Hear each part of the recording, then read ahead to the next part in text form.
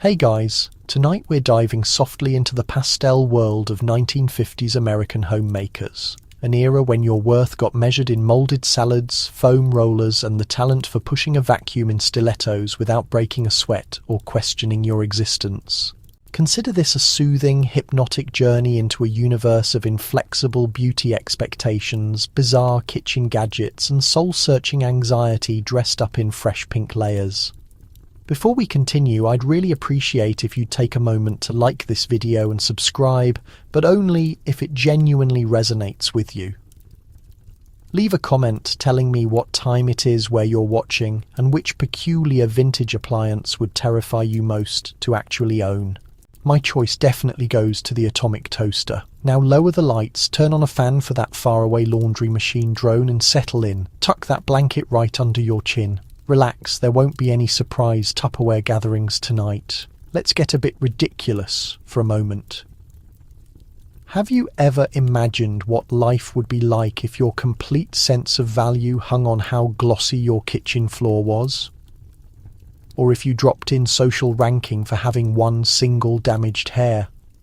Could you make it through a day where folks assessed your value by how pointed your brassiere was? What if your neighbour caught you hauling garbage out wearing pants? Would suburbia immediately banish you?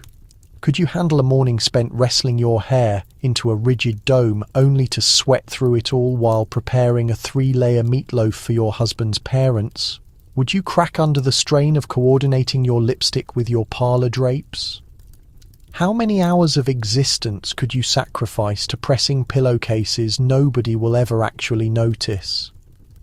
And there, congratulations! You've just awakened in a pastel-tinted kitchen. It's 1956 and you're supposed to resemble a toothpaste advertisement even while you're attacking the tile grout. Best wishes. Your day starts at 5:45 in the morning because beauty doesn't wait for anyone. Not even on Sunday before the household wakes up.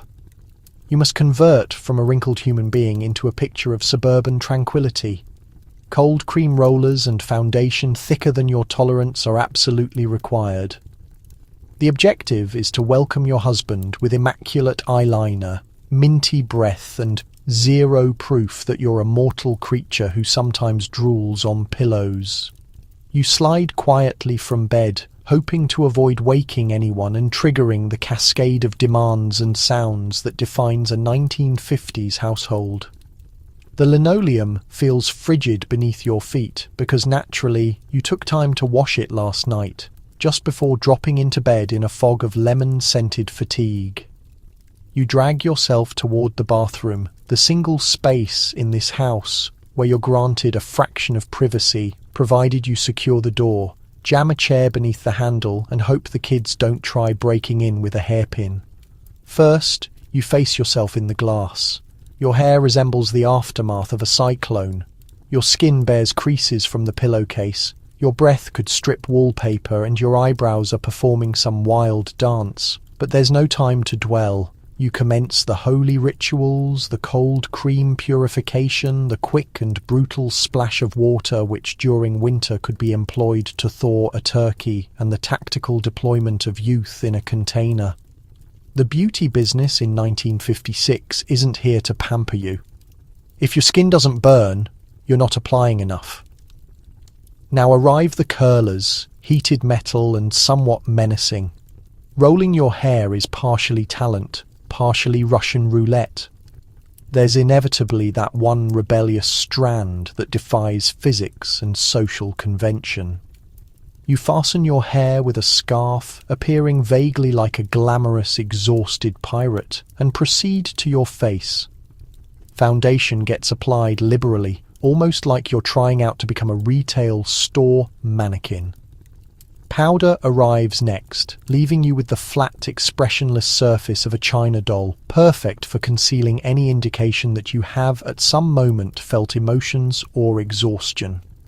Eyeliner is the ultimate challenge. A single tremor and you'll be compelled to begin again. This isn't cosmetics. This is penmanship.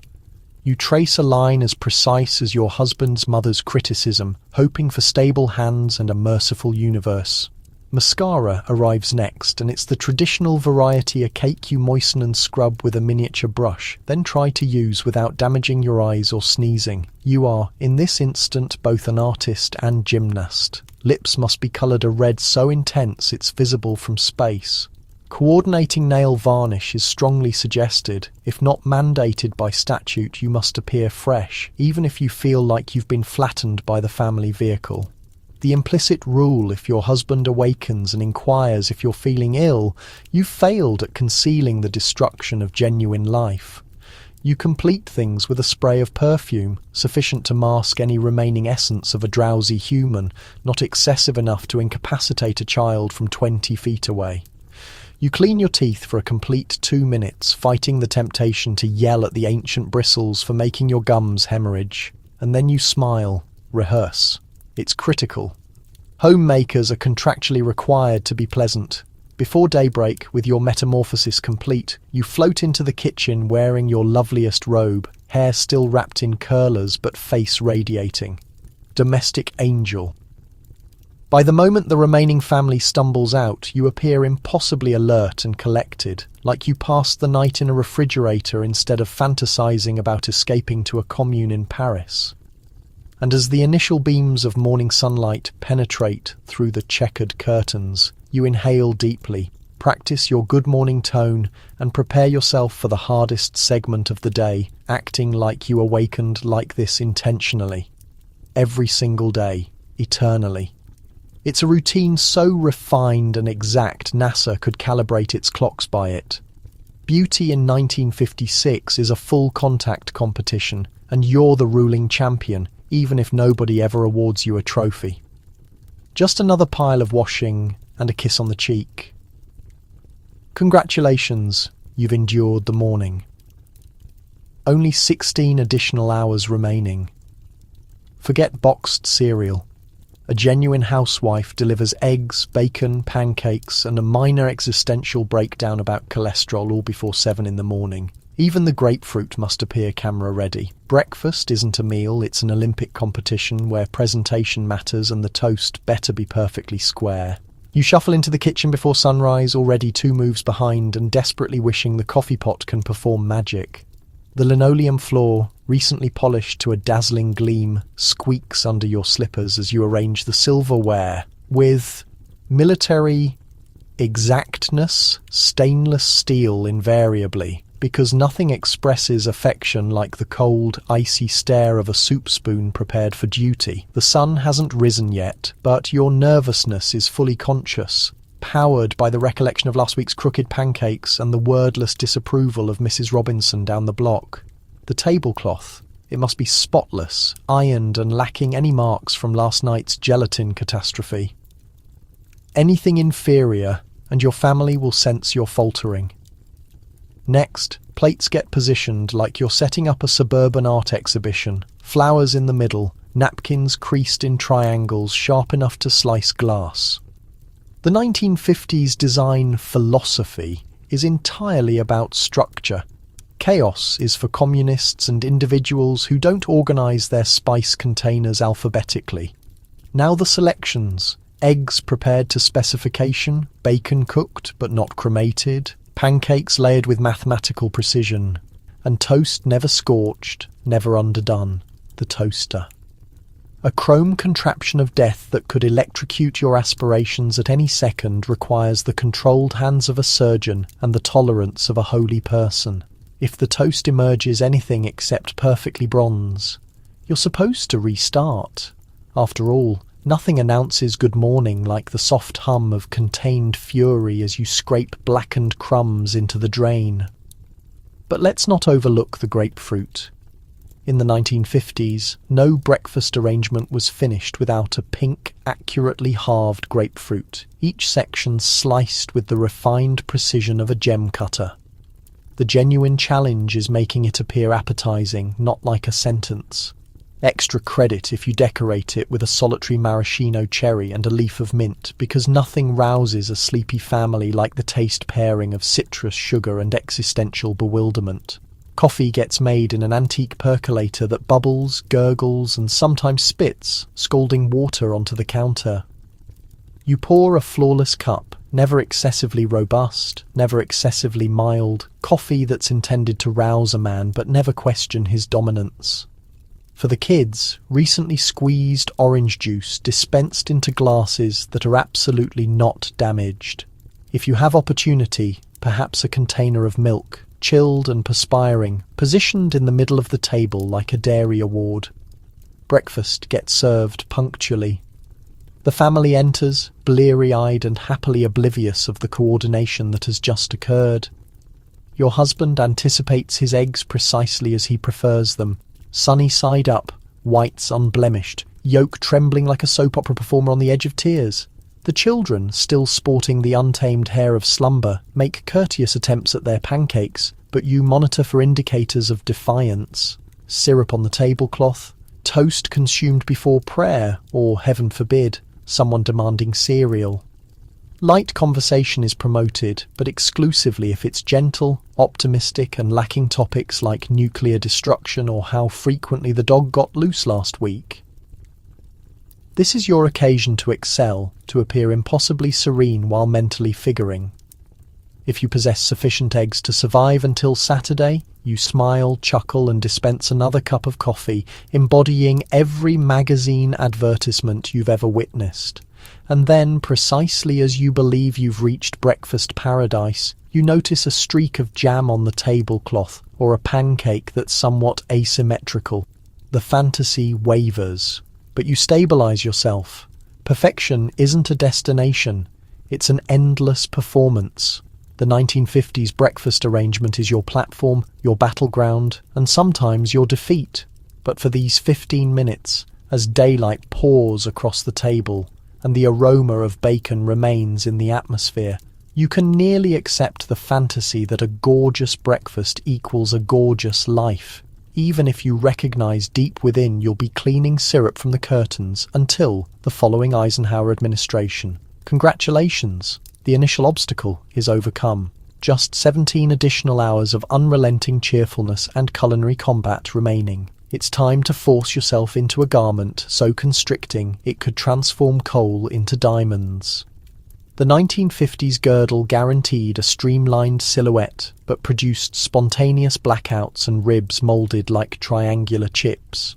If you can inhale by midday, you're executing it incorrectly. Let's establish the scene. You stand in your bedroom, drapes pulled, door securely closed, readying for the daily struggle. On the mattress, your weapon waits, an inflexible cylinder of elasticized material and rubber, innocent appearing in pastel pink or nude, a shade no genuine human has ever possessed. Advertisements label it the miracle of contemporary fashion. You label it that object lurking in my drawer like a penalty from the ancient deities. First, there's the method. You step in one foot, then the additional, attempting to recall every yoga position you've never genuinely practiced. You shimmy, you wiggle, you execute a little frantic hop, all while wishing nobody bursts in to observe this ballet of desperation. The girdle opposes, you tug harder. At some moment, you genuinely contemplate butter. Eventually, with a Herculean yank, and perhaps a small defeated whimper, you succeed in hoisting it up to your waistline. Your organs have arranged a non-aggression agreement just to endure. The girdle's guarantee is a perfect hourglass shape with everything from stomach to hips corralled into unnatural compliance. The actuality is that you've compressed your internal organs into a configuration that's never been sanctioned by the American Medical Association. You try to stand upright, but the girdle has perspectives about your posture. You can either inhale or you can appear elegant, not simultaneously. Now arrives the genuine test movement. Walking becomes a shuffle. Sitting becomes an adventure. Bending down becomes a calculated gamble. Each motion gets accompanied by the slightest squeak of elastic, like the world's least motivating symphony. If you drop something, perhaps a bobby pin, or your final fragment of dignity, it's vanished permanently. The girdle has declared. Why, you may wonder, did women subject themselves to this daily trial? Because the 1950s beauty expectation was merciless. To attain a streamlined silhouette, you required all accessible artillery. Dresses got cut, narrow waists were wasp-like, and beneath every perfect ensemble was a woman quietly reconsidering her existence choices. Girdles weren't just fashion accessories, they were a necessity. The advertisements made it sound luxurious. No more unattractive bulges all day ease. But what they genuinely meant was, welcome to the second phase of compression. Please do not try stairs. Breathing as a pastime is now discretionary. Meals are modest, refined occasions. Your lunch comprises half a cottage cheese salad and a solitary celery stalk. Not because you're restricting calories, but because you physically cannot accommodate more into your compressed digestive apparatus. If you consume too much, the girdle will notify you promptly and with hostility. It doesn't conclude there. By midday, you cultivate a distant, far-away appearance in your eyes. This isn't tranquility, it's your brain's method of managing with the shortage of oxygen. Every so often, you excuse yourself to freshen up, which translates to I need to stand in the restroom, support myself against the basin and genuinely contemplate the ramifications of removing this object before supper. As for ease, forget it. The girdle is sweltering in summer, freezing in winter, and perpetually mildly damp. The elastic adheres, pinches, and threatens to rupture with the power of a slingshot. There's perpetually the danger of an audible ping as a garter breaks loose, a noise that strikes terror into even the most courageous spirit. And yet, for all its agonies, the girdle is non-negotiable. Not wearing one is a social transgression, a violation against both femininity and the fashion authorities. You envision a future where control top is a recommendation, not a requirement. For now. You adjust your dress, manufacture a comfortable smile, and glide into the day with the awareness that your dignity may be in fragments, but your silhouette is supposedly perfect. Congratulations, you're officially prepared for the public gaze, if you can make it through the entrance without losing consciousness. Your hair must challenge both gravity and logic. Curlers, pins, and roughly half a container of hairspray are required to accomplish the iconic 1950s set. The outcome? A shellacked helmet that could withstand nuclear devastation, matrimonial disputes, or a spontaneous charity sale. The day commences with the monotonous, resolute clatter of curlers. Last night, you slept balanced on a nest of sharp plastic rollers, wishing that beauty sleep wasn't merely a fantasy invented by shampoo advertisements. You awaken to discover your scalp sensitive and your dreams plagued by the phantom of your grandmother's bouffant. Extracting the curlers is an exercise in faith and physics. Some hair accompanies them for the journey, but that's a sacrifice you're prepared to make. You're pursuing volume, not durability. Next, it's time to establish the style, an endeavour that involves parting, teasing, and a complicated choreography of wrist movements and profound sighs. You grab for your rat tail comb, the instrument of authority in every 1950s bathroom back.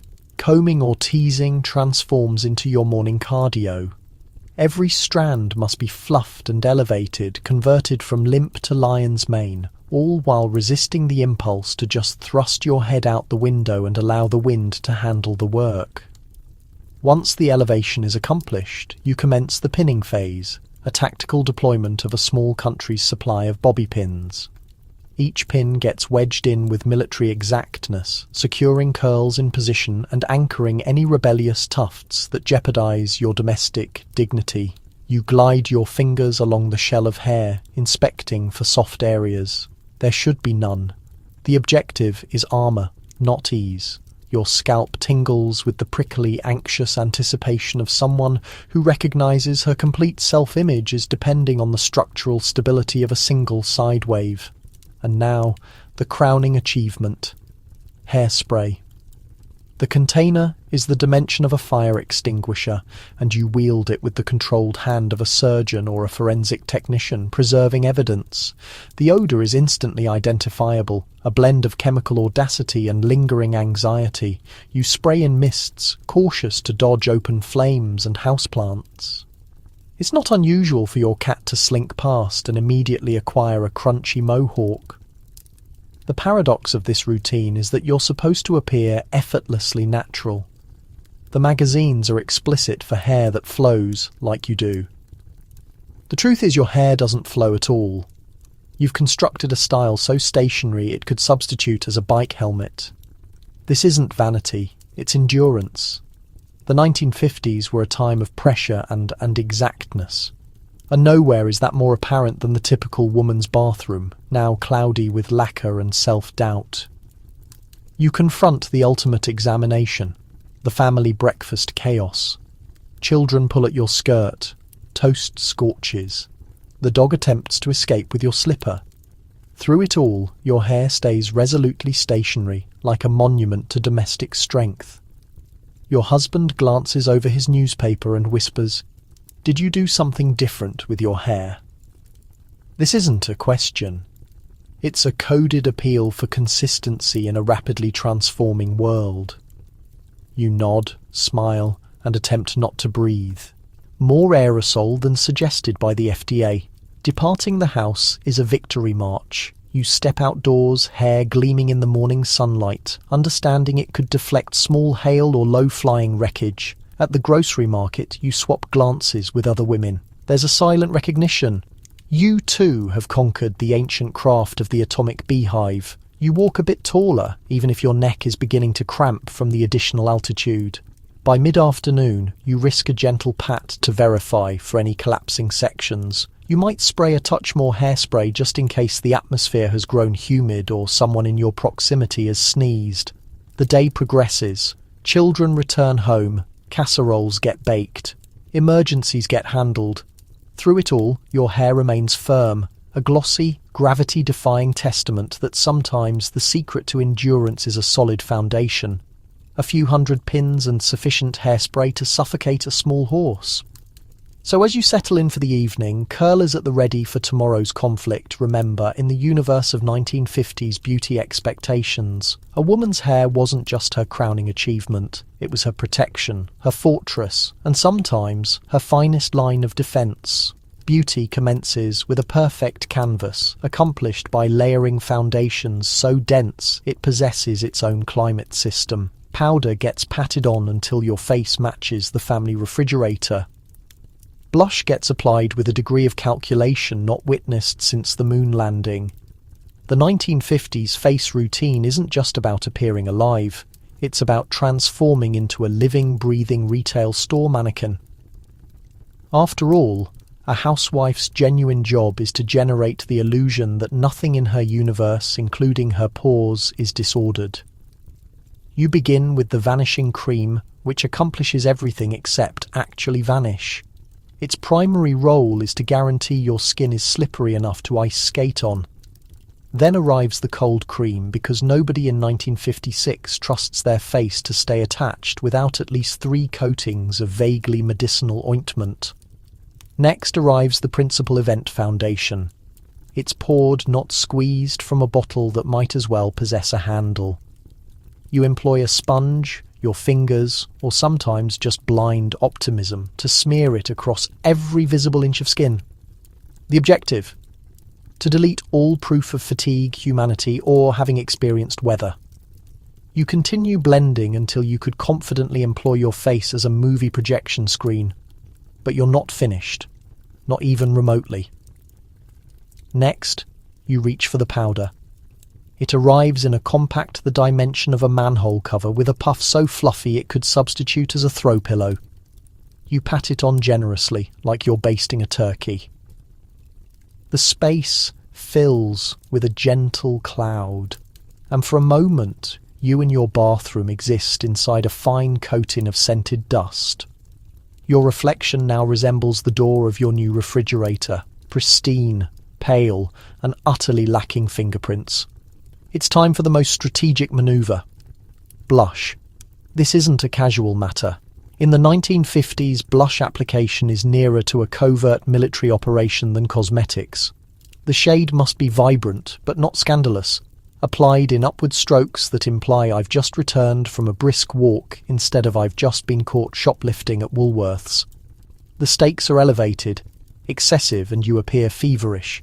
Insufficient, and you seem one step from a fainting couch. Eyebrows are up next, arched, penciled and controlled with the precision of a civil engineer. You sharpen the pencil to a lethal point and carefully outline each brow, channeling all the suppressed fury of last night's PTA meeting into a single, perfectly symmetrical curve. Eyebrows should be bold, decisive, and ideally visible from across a crowded church. Eyeshadow and liner demand the patience of a saint and the hands of a safecracker. You select a pale pastel, sky blue, mint green or baby pink because nothing announces ready for the day like eyelids the shade of a melted Easter basket. Liquid liner gets applied with a trembling hand, the pressure mounting as you try to make both wings match. You will fail, naturally. Every woman possesses one good eye and one that appears like you tried to apply cosmetics while riding a bus during an earthquake. Mascara arrives next. This is the era before contemporary tubes, so you're wielding a cake of pigment, a tiny spit brush and sheer determination. You sweep, blink and pray your lashes don't clump together like panicked squid. The effect is dramatic but dangerous. One sneeze and you'll possess raccoon eyes for the remainder of the day. Last, but never least, the lips. Lipstick in the 1950s isn't a suggestion, it's an expectation. The shade must be bold, the edges crisp, and the finish so matte it could substitute as a blackboard. You outline, fill, blot and repeat until your lips appear like they could anchor a toothpaste commercial. For bonus points, your nails should match, your smile should never fade, and your upper lip must never, ever perspire. By the time you're finished, your face is less cosmetics and more monument. You are protected, sealed, and prepared to endure not just the day, but the judgment of the entire neighbourhood. You step out, radiant in your artificial perfection. Your secret, secure under layers of powder and perseverance. Congratulations! You are now a perfect artifact of 1950s suburbia. Just don't touch your face or sit too near to an open flame. Red lipstick isn't discretionary. It's the regulation. The only thing more startling than departing the house bare-lipped is communism. Your lipstick must coordinate with your nail polish, shoes, and, if you're genuinely succeeding at life, your vacuum cleaner. In the sacred hierarchy of 1950s beauty, nothing commands more respect or terror than the tube of red lipstick. It's more than a cosmetic, it's your badge of bravery, your armour against the attacks and arrows of daily housewifery. You might deplete coffee, milk, or the motivation to live, but you do not deplete red lipstick. There is perpetually a spare in your purse, another in your kitchen drawer, and an emergency tube concealed in the glove compartment of the Chevy, just in case you're ambushed by a surprise bake sale or an unexpected drop-in from your husband's mother. The daily ritual commences after your face is already covered with foundation and powdered to the consistency of cake flour. You uncap the lipstick with reverence, like a priest revealing a holy relic. The shade fire engine, red cherry flame, or for the genuinely bold siren. Whatever the designation, it must be unapologetically vivid. Subtlety is for communists and women who have surrendered on themselves entirely. A proper housewife would sooner wear mismatched socks than be discovered in a nude. Lip application is an act of devotion. You start by tracing your lip line with a pencil, sharp enough to negotiate peace treaties. Draw slightly outside your natural edge for impact, just like every magazine and mother's hushed guidance suggests. Next comes the initial sweep, painting colour from edge to edge in one confident motion, then a gentle press against tissue before applying that crucial second layer for endurance. If someone can't spot your lipstick from down the block, you're falling short. Coordinating your lipstick becomes its own occupation.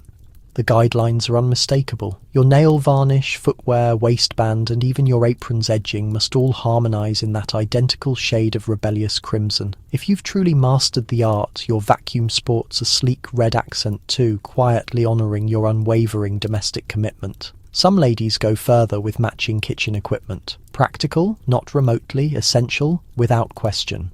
Red lipstick possesses mystical qualities. It announces I'm conscious, I'm commanding. I definitely didn't just weep in the utility room over a ruined dinner. It's armour against prying neighbours and the constant scrutiny of Mrs. Peterson, who insists she naturally looks that way. but you're certain she's finishing her third tube this week. That crimson shade transcends mere style, its social disguise. When you venture out with flawlessly painted lips, you're broadcasting to everyone that you're capable, collected, and potentially hazardous if disturbed before your morning brew. But watch for the dangers. Lipstick must remain pristine. One smear and the illusion shatters. You monitor your appearance in every reflective surface. Utensil, glass pane, bread warmer, your kid's face. Reapplications happen constantly, typically performed in the automobile mirror while juggling 3 grocery sacks and wrestling a wayward strand. Your lipstick might outlast nuclear fallout, but one sip from a teacup can spell catastrophe at gatherings. Lipstick serves as proof of stability and restraint.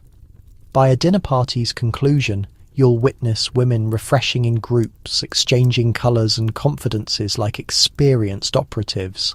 Red lipstick connects you to a clandestine sisterhood of warriors, each maintaining the standard one application at a time. Come evening, once the kids are dressed for bed and your husband's absorbed in the game results, you finally remove what remains. The stain on the cloth represents a medal of endurance. Another dawn, another struggle, another triumph for the domestic front. You might retire with bare lips, but only once the lamps are dimmed and nobody's watching. Rest peacefully knowing tomorrow the first item you'll grab is your reliable tube of crimson. Because in 1950s suburban territory, flawlessness begins with a grin and concludes with a streak of bravery.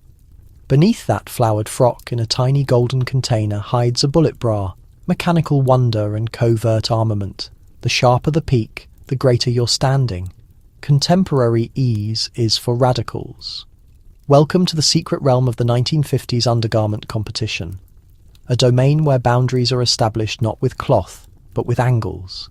Each morning starts by wrestling yourself into an apparatus resembling something a fortress craftsman would decline to forge.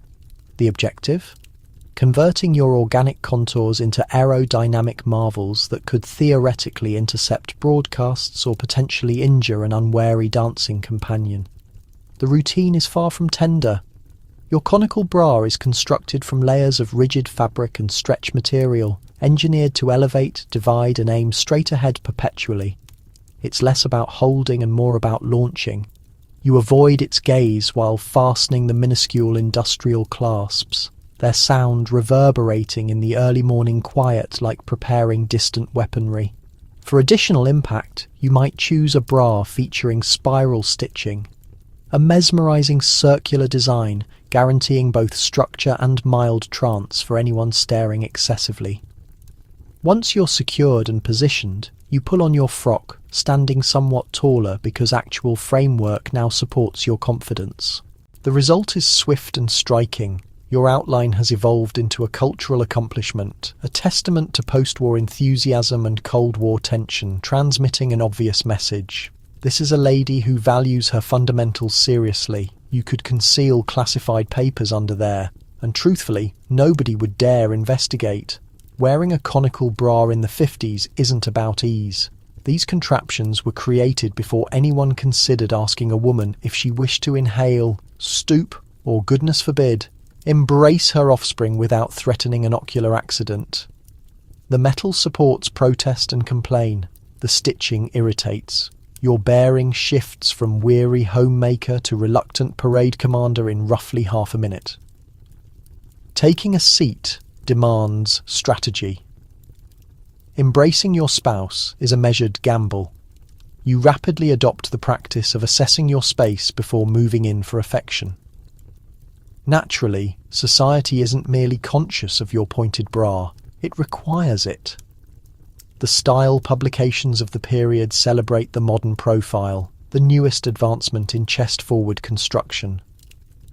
Cinema icons like Marilyn Monroe and Jane Mansfield dominate every advertisement, their angular bust lines suggesting a happiness measurable only in volume. You might attempt resistance but appear without foundation in a chamber of suburban ladies, and you'll face accusations of launching a countercultural uprising, or worse, a parent association controversy. Every woman privately understands the more acute your profile, the more refined your social position. Complete friendships form or dissolve in fitting rooms based on the angle accomplished. The pointed bra becomes the universal leveller. At garden gatherings and card evenings, women share murmurs about stiffening methods and the advantages of padding against sheer determination. Some trade nightmare tales about clothing failures, like a broken strap launching a dinner biscuit across the congregation's supper. When day ends, you remove your conical bra with identical reverence and liberation as a warrior unbuckling protection. The crimson marks on your shoulders represent a distinction of valour, a testament that you endured another rotation in a reality where curves were less about biology and more about rebellion. You might dream of gentle cotton sport, but that's a fantasy for another era. So tonight, as you suspend your conical bra on its designated hook, recognise you've fulfilled your role in the most angular spectacle of all. Rest comfortably. Tomorrow, you'll repeat everything, fastening up, standing proud and staying precise one impossible angle at a time. Cleaning surfaces ensure your frock is pressed, your beads are worn, and your footwear has a practical elevation, ideally just sufficient to make tumbling downstairs appear sophisticated. This isn't practice. In the 50s, the expectation is transparent. Every task is an occasion, and you are both performer and crew. Vanished are the times when worn clothing and sleeping garments were the outfit of the labouring woman. Here the homemaker wears her cleanest button dress, a creation of synthetic threads and dubious ventilation, just to wipe up an unidentified puddle beneath the appliance. Abandon comfort, the outside world and your husband's mother is observing.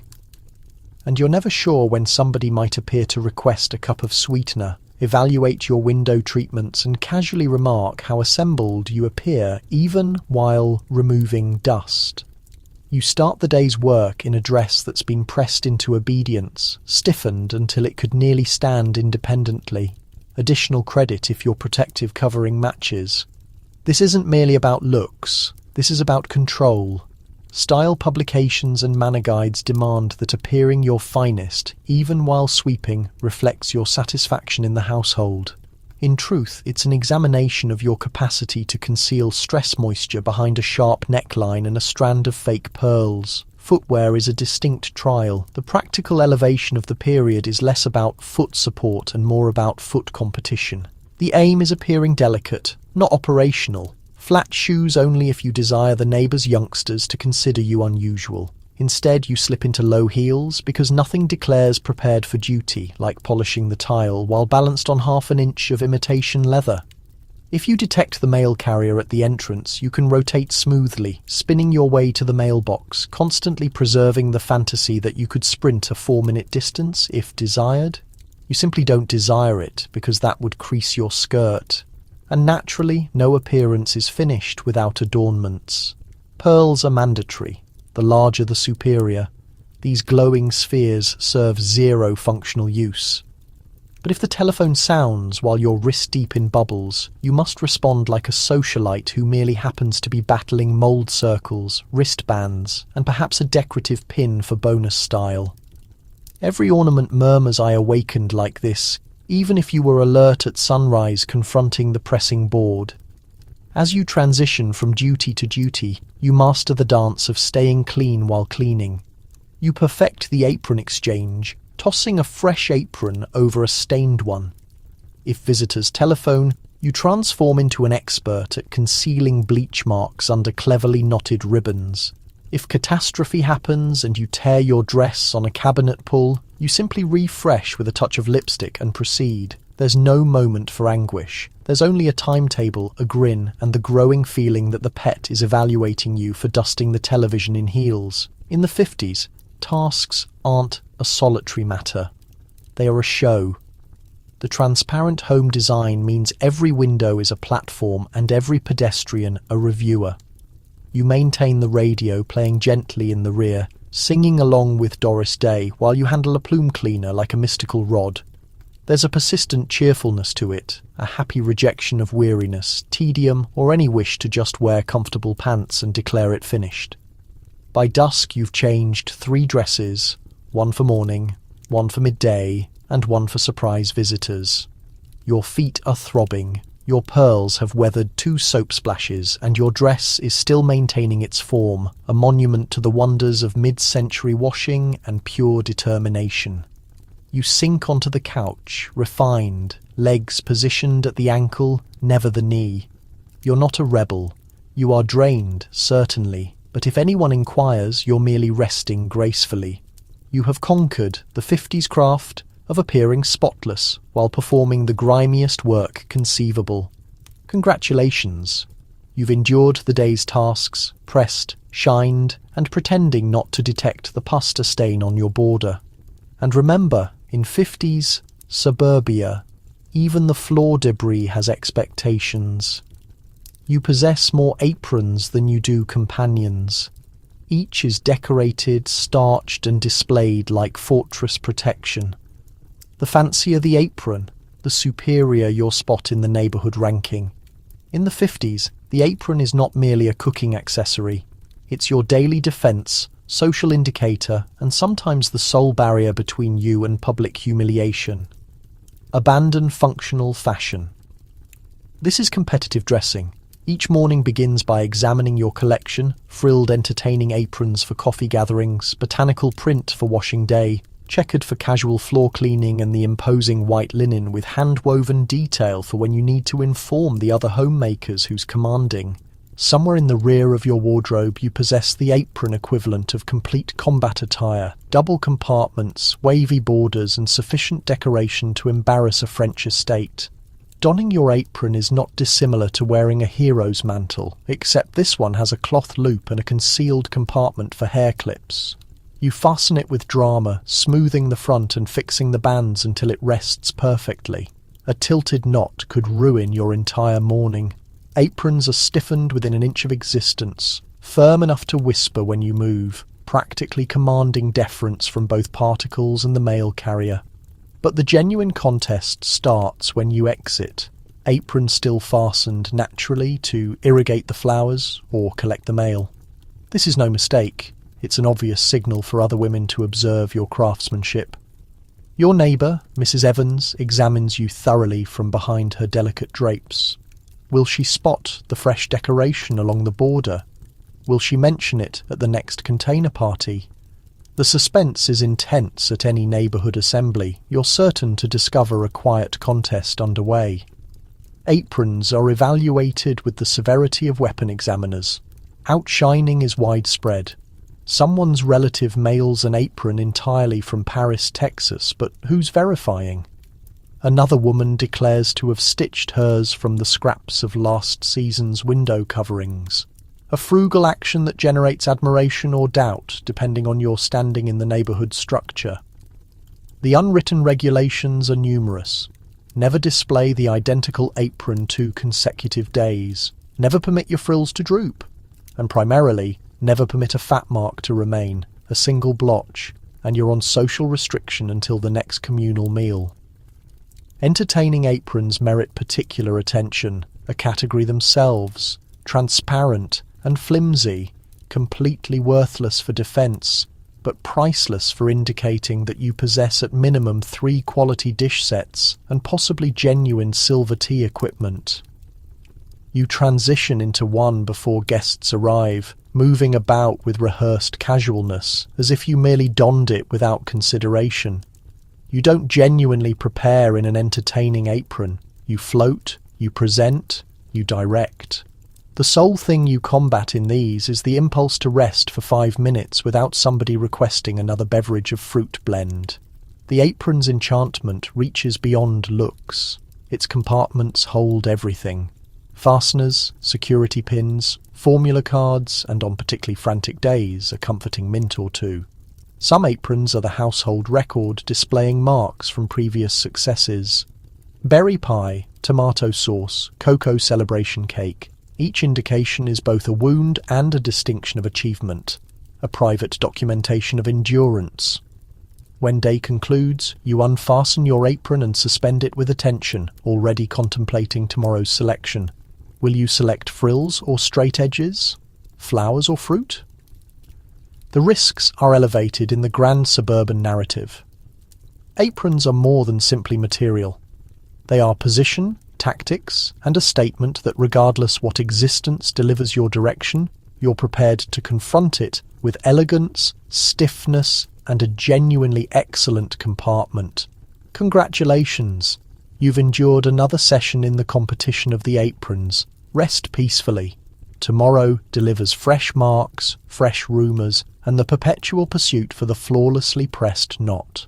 Every task is an opportunity to demonstrate grace under strain. Floor cleaning is performed with a grin. Removing dust is performance art. If you perspire, you're executing it incorrectly. Or at minimum, don't permit anyone witness you. Welcome to the mid-century suburban platform, where the modest action of tidying the residence is raised to a comprehensive production. You're not merely washing surfaces, you're featured in an infinite afternoon show, complete with wardrobe transitions, environment decoration, and a persistent audience of intrusive neighbours, relatives, and the occasional cosmetics representative. In the 50s, housekeeping isn't simply a requirement, it's a refined skill, and you are anticipated to twirl through it all with steady charm. You commence the day by establishing the atmosphere, drapes pulled aside to permit the daylight to highlight every particle of debris you overlooked yesterday. A bit of radio melody, something lively, never too contemporary, functions as your introduction. With your loveliest apron fastened and your hair lacquered into position, you drift into the sitting room prepared to execute. Floor cleaning, the focal point of any tidying schedule, is more than a practical duty. It's a presentation.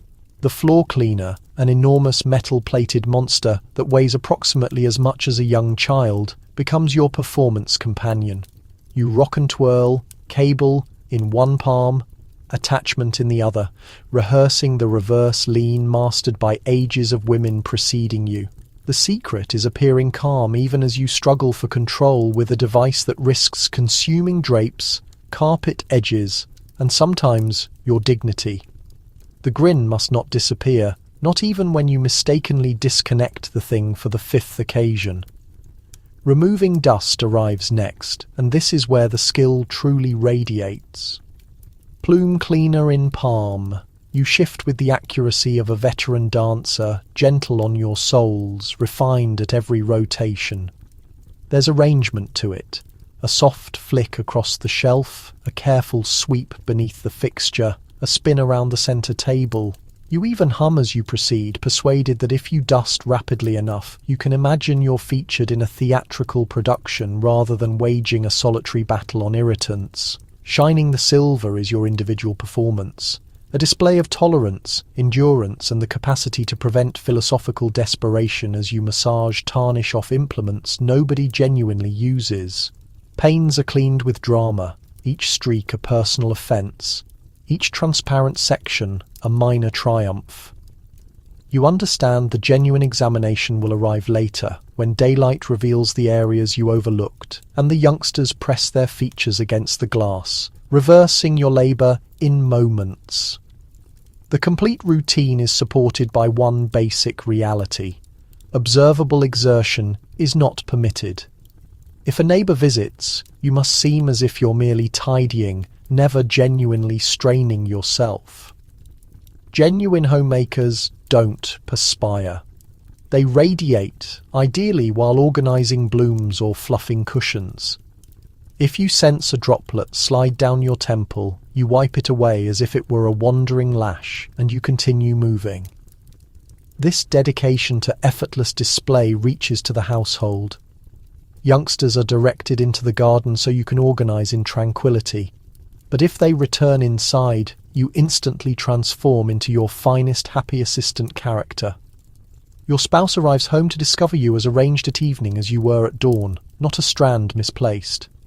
Lipstick unblemished, residence gleaming like the interior of a fresh toaster. The contradiction, naturally, is that behind every show is an undercurrent of tiredness and yearning for a reclining chair and a chilled glass of citrus drink. But in 50s suburbia, housekeeping is assessed not merely by outcomes, but by the composure you sustain throughout. And so you acknowledge to your imaginary spectators courtesy with your collection pan and receive the quiet recognition of ages of homemakers who've swept, washed and grinned their path through the identical endless schedule. Congratulations! You've completed another performance, refined, shining and entirely radiating with zero observable exertion naturally. Heated wax, chilled lotion, extractors, blades, you identify it. You endanger existence, appendage and facial hair balance every morning in a pursuit to accomplish skin smoother than a 50s television presenter. Welcome to the mysterious underworld of 50s beauty, where a solitary wandering hair can indicate social catastrophe. Here individual maintenance is less about ease and more about persistence. You commence your morning preparations equipped with implements that wouldn't appear misplaced in a fortress suffering chamber. Angled extractors, solitary blade protection razors, containers of wax you're directed to warm carefully. Never mind that the previous attempt, you heated half the cooking area, and a puzzling rose hair removal lotion that smells slightly of disappointment and chemicals. Phase 1. The blade. No multiple blade moisturizing ease. Here you control a metal and plastic artifact that requires complete attention and stable palms. The routine involves foaming up with cleanser that dehydrates your skin to parchment, pulling the blade at an exact angle and hoping you don't slice your ankle and drain out on the bath covering. Shaving your knees is a thrill-seeker feat deserving of the carnival. Overlook a location and you'll recognize it by midday when your stockings catch or a considerate neighbor identifies a shadow. Following the extractors. Your facial hair is anticipated to curve in a flawless display of calm, housewifely arrangement. You crouch beneath the severe illumination of the bathroom mirror, narrowing and extracting with mounting urgency, and as time advances, become excessive and you'll conclude with astonished facial hair for weeks. Proceed too gently and you'll face accusations of neglecting yourself. If you succeed in getting both portions to correspond, you momentarily consider departing the residence and pursuing governmental position. But don't delay. One additional hair, one unintentional spasm, and you'll invest the remaining week penciling in your respectability. Now arrives the wax. The 50s formula involves a domestically prepared mixture, typically some combination of beeswax and uncertain hopefulness, warmed over the burner. You test the water with your little finger and instantly curse your judgment. Spread the wax on, steel yourself, and tear it away. Stay silent, and you earn bonus points. Cry out, and you can always say the radio startled you. The hurt hits fast. Then comes a lingering, searing realization that you might have stripped off multiple skin layers and maybe erased a former existence. Hair removal creams present their own adventure, a mixture of optimism and chemical combat. You slather the rosy lotion, count off the required 4 to 6 minutes, then scrape it away and cross your fingers you haven't accidentally melted your calves. The odour stays for hours. Proof that beauty demands suffering and the quest for hairless legs never ends. Don't overlook cold cream, sold as both a face wash and an upper lip hair solution, though it handles neither job especially well. You work it into the skin above your mouth, study yourself in the mirror, and hope nobody walks in to catch this spectacle. The cold cream tries its hardest, but eventually you complete the task with a miniature razor or the tiniest scissors imaginable, your expression frozen in deep focus. During the 50s, even the hair on your arms raises suspicion. Publications provide useful tips for lightening unwanted fuzz, leading to forearms marked like a patchwork feline. Armpit hair causes absolute outrage. You shave every single day, sometimes double, and spray on sufficient floury antiperspirant to overwhelm an insect. Miss one session and you'll spend hours with your arms pressed tight against your body, begging fate that nobody requests you pass the pepper at supper. Throughout this ordeal, you're supposed to step out of the washroom looking fresh, silky and unbothered, as though being hairless came naturally to you. No cuts, no stubble, and absolutely no admissions about the actual process. Handle it correctly, and nobody discovers the silent battle you waged. Handle it poorly, and there's always cold cream and a head wrap available. Well done. You've made it through another morning of dangerous primping, your skin as polished as a television personality's, and your brows nearly symmetrical. Rest soundly this evening. By sunrise, the struggle resumes. Fingernails demand shaping, colouring, and staying chip-free constantly. Washing dishes barehanded counts as an act of bravery. Rough dishwater hands spell social suicide. Step into one of the more obscure yet most treacherous arenas of 50s suburban life, the campaign for perfect fingertips. Here, a damaged nail creates more scandal than an account gone into the red. Homemakers meet for coffee and secretly examine each other's hands, hunting for the revealing ragged edge or absent clear coat that marks a woman teetering towards social ruin. Your morning starts at the kitchen table, cuticle cutter in one palm, iron determination in the other. The nail care kit resembles less a container of supplies and more a medical instrument collection. Wooden pushers, buffers, filing boards, small shears keen enough to perform delicate surgery on fruit. You dip your fingers in tepid water perfumed with roses, or during harder mornings, sheer desperation. Finger by finger, you ease back cuticles, clip the stray skin, file every nail into that exact oval form prescribed by each publication from Good Housekeeping to Modern Torture Monthly. Next arrives the lacquer. The 50s colour selection stays narrow but rigid, blushing pinks, crimson reds, and occasional coral. Come summertime, you pick your shade, twirling the small glass container like you're preparing to work magic. Painting becomes an exercise in complete awareness. Delicate layers, unwavering hands, total quiet. Drawing breath isn't advised. One mistake, one smear, and you'll spend acetone scrubbing beneath your nails for days. 2 layers at minimum, topped with a finish so brilliant you could verify your lipstick in the reflection. The drying phase presents psychological agony all its own. You remain seated, hands raised, like a surgeon preparing to operate, while the kids tear through the front room and the dog considers your lap with suspicious interest. Touching anything is forbidden. Even breathing feels risky. Right when the lacquer reaches almost, nearly dry, the telephone sounds. Your options: ruin the manicure, or earn a reputation for being impolite. You grab the receiver, wedging it between shoulder and ear, hoping the perspiration on your forehead won't mess up your freshly finished talons. Yet this marks only the start. The real challenge arrives in the kitchen, where dangers multiply and defences shrink. Skinning potatoes, prying open tins, scouring cookware. Each chore becomes a calculated gamble. Rubber washing gloves theoretically serve as protection, but they always run too large or come pre-torn at the thumb. The instant you attempt scrubbing a greasy pan without protection, time starts running out. Dishwater hands, those crimson split badges of excessive labour, signal surrender, and every neighbour, mother-in-law and beauty writer keeps watch. Therefore you adjust. You master lifting dropped objects, using your knuckles, tapping buttons with your hand's edge, and tearing packages open with your teeth behind the pantry door. Naturally, you delegate the toughest jobs to the kids, who face less judgment for displaying a rough edge. When everything else fails, you touch up with fresh lacquer before company shows up, frantically blowing on your fingertips and praying the scent doesn't betray you. Each week, you assemble for the sacred ceremony of the neighbourhood nail session, every woman concealing her hands in her lap until the final possible moment.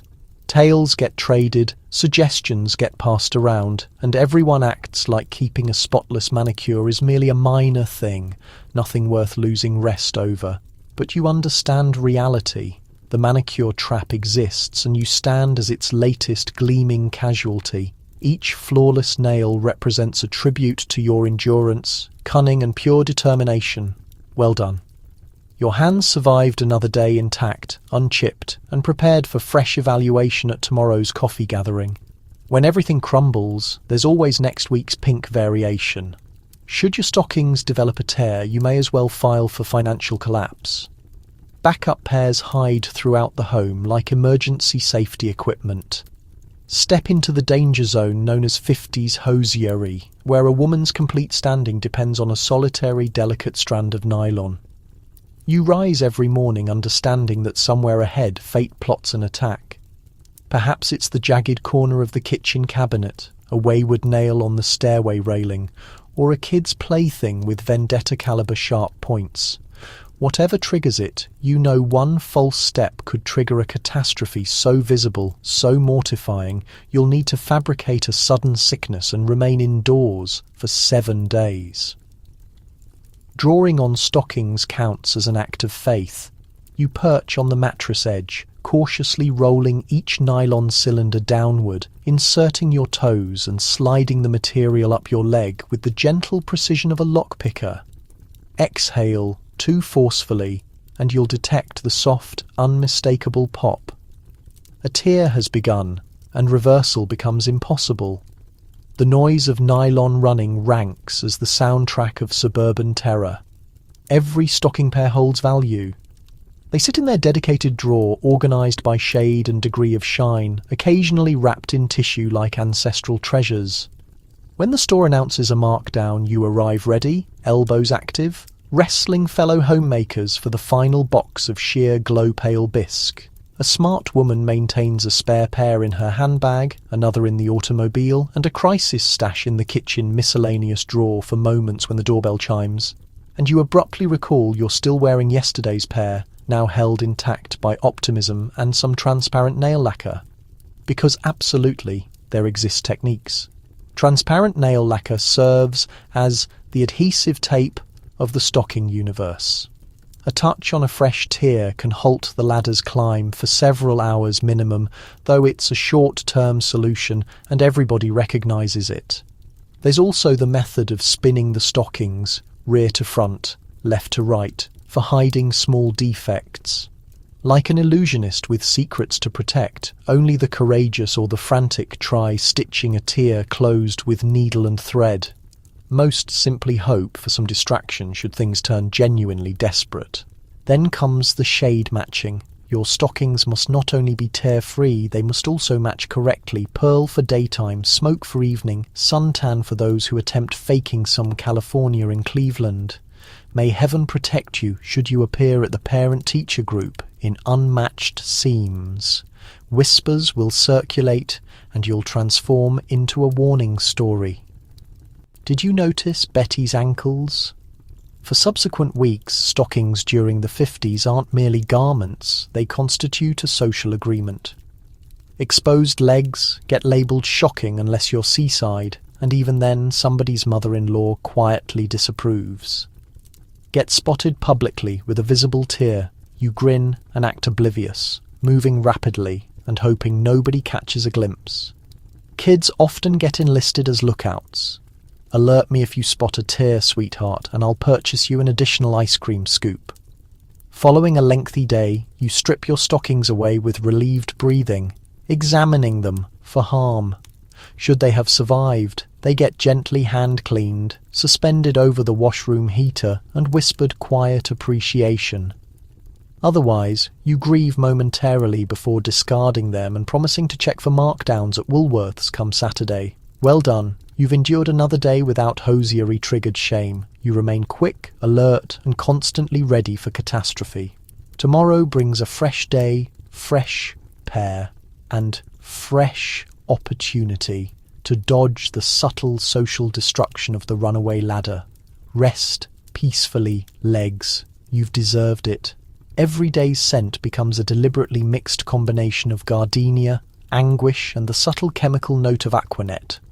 The objective is smelling expensive, not human. The 50s nose operates as a delicate instrument, and every homemaker must learn to weaponize it. Fragrance isn't merely a cosmetic item. It's protective gear, a social barrier, a respirator for all the peculiar smells hiding beneath the surface of an immaculate household. You wake every morning, and following washing, powdering and colouring every visible skin patch, you step toward your vanity for selecting your day's fragrance. Is today a hectic Thursday requiring light floral, or is company arriving demanding aggressive musk with citrus panic undertones? The pressure runs high. You're not simply attempting pleasant smell for a hectic Thursday, you're attempting to transmit a statement. I possess refinement, femininity, and potentially French aristocratic ancestry. Selecting a scent demands delicate skill. Your assembly organises by situation, small sprayers and carved glass containers bearing cryptic labels. Evening in Paris, white shoulders, Shalimar. One single drop lands behind both ears, on the wrists, and for the genuinely bold, a touch at the neck's pulse point where all your daily stress collects like gathering storms. You exercise caution, avoiding excess. Excessive fragrance, and you become that woman everyone recalls, the one who nearly rendered an entire bridge group unconscious with a single cloud of taboo. Reality shows every scent carries its own narrative. Gardenia indicates you've studied every manners column since infancy. Rose declares you're gentle, modest, and certainly not concealing a partially consumed pastry in the linen cupboard. Jasmine hints at mysterious, potentially hazardous, yet it barely matters because following several hours, every note gets underscored by the steady bass of aqua net, a smell-defying reason, clinging to drapery and likely reducing houseplant lifespan within a yard radius. Fragrance must disguise not merely the organic aromas of effort and existence, but additionally the complete smell landscape of mid-century American domestic life. The remaining trace of yesterday's fried poultry, the stale undertone of moist wool, a hint of damp canine, and the distinct aroma of existential alarm upon realizing the in-laws plan staying the weekend. Regardless, you must broadcast the easy illusion that you recently stepped from a field, not a marathon of washing and dinner preparation. Applying fragrance becomes ritual itself. The sequence involves breath-holding, spraying, then moving through the invisible mist so you're uniformly covered but not drenched. Certain women trust the fragrance cloud approach, which primarily just renders your washroom smelling like a memorial service. Others dab using cotton pads or, during a desperate instant, a spare clean sock. Should you sneeze, you restart. Social survival demands constant watchfulness. During special events, you refresh your scent before visitors show up, conducting a quick smell verification in the corridor mirror. Heading to a gathering, the fragrance must linger powerfully enough after your departure, like a signature card or a mild warning. At worship, you target restraint. Nobody desires being why Mrs. Higgins collapses in the second bench. Still, for all its significance, fragrance cuts both ways. Excessive, and you transform into a warning story. Insufficient, and someone will sweetly mention you appear exhausted. Victory doesn't exist, only endurance. Come bedtime, your deliberately chosen aroma has combined with detergent, dinner, and the pleasant relief of approaching unconsciousness. You apply some night moisturizer, lavender should you feel extravagant, and slip into bed wishing tomorrow's scent delivers improved fortune, reduced surprises, and perhaps conceivably a compliment. Well done. You've survived another day in the perfumed battlegrounds of 50s suburbia. Rest comfortably and allow the final notes of gardenia and determination transport you towards sleep. You must obtain 8 hours of restorative beauty rest on a mattress engineered to punish the lower back. Night moisturizers get applied, rollers get installed, and your dreams fill with visions of storage containers. During the 50s, sleep means less about resting and more about preparing for another session in the suburban combat zone. You start the evening routine hours before anyone actually plans retiring. There's washing, toning, hydrating, and the slow, contemplative application of a night moisturizer so dense it could seal driveways. The publication claims it stops wrinkles, but you suspect it just adheres your face to the pillowcase until sunrise. Next arrives the holy installation of rollers, a job demanding equal amounts skill, endurance, and the pain threshold of a medieval sufferer. Every plastic cylinder gets twisted into place with military exactness, converting your head into a terrain of pastel spikes. You're informed this delivers the key to waking with flawless hair. Actually, it delivers the key to waking hourly with neck pain and profound philosophical anger toward the cosmetics business. The sole thing more hazardous than sleeping wearing rollers is trying to sleep without them and risking limp hair come morning, a social transgression comparable to allowing your kid to wear unmatched socks to worship. Then you choose your sleepwear. The appropriate homemaker doesn't simply drop into bed wearing an oversized shirt and yesterday's eye makeup. Rather, you change into a coordinated pajama ensemble or, should you feel driven, a pressed decorated nightgown that's merely slightly more comfortable than getting tucked in using a picnic cloth. Slippers sit precisely beside the bed, prepared for a midnight sprint to investigate a questionable sound or an impromptu existential meltdown. Inside the kitchen, you lower the lights, arrange the pillows, 2 minimum per individual, and confirm the windows stay open. Precisely enough for fresh circulation, but not enough permitting gossip or dirt. The mattress under you stands as a remnant of a pre-back support era, filled with whatever the plant swept from the ground, providing support, meaning it stops you from dropping through toward the cellar. Lying down becomes less indulgence and more an activity in inventive positioning. Side position, belly position, irrelevant. During this period, you sleep precisely how your mattress permits, uncomfortably, with slight soreness and a wish that tomorrow's beauty rest will genuinely restore your face toward its previous magnificence. Naturally, sleep itself counts as competitive activity. Publications caution about the terrors of sleep creases and pillow imprints. You're directed to rest on your spine, hands crossed like a Victorian spirit to prevent crushing your cheeks. Tossing and rotating gets discouraged. The sole thing worse than swollen eyes come morning is the humiliation of recognizing you caused it yourself through a night of uncontrolled tossing. Should you get lucky, you drift away to the soft tick of the bedside timepiece and the far sound of your husband snoring like a grass cutter in the neighbouring county. Your dreams become a peculiar mixture, partially shopping inventory, partially dinner gathering worry, and partially rapid pursuit, featuring a rebellious gelatin sculpture. Somewhere during the night you awaken to the soft ache of a roller pushing against your head, a prompt that beauty, like ease, is temporary and never arrives without cost.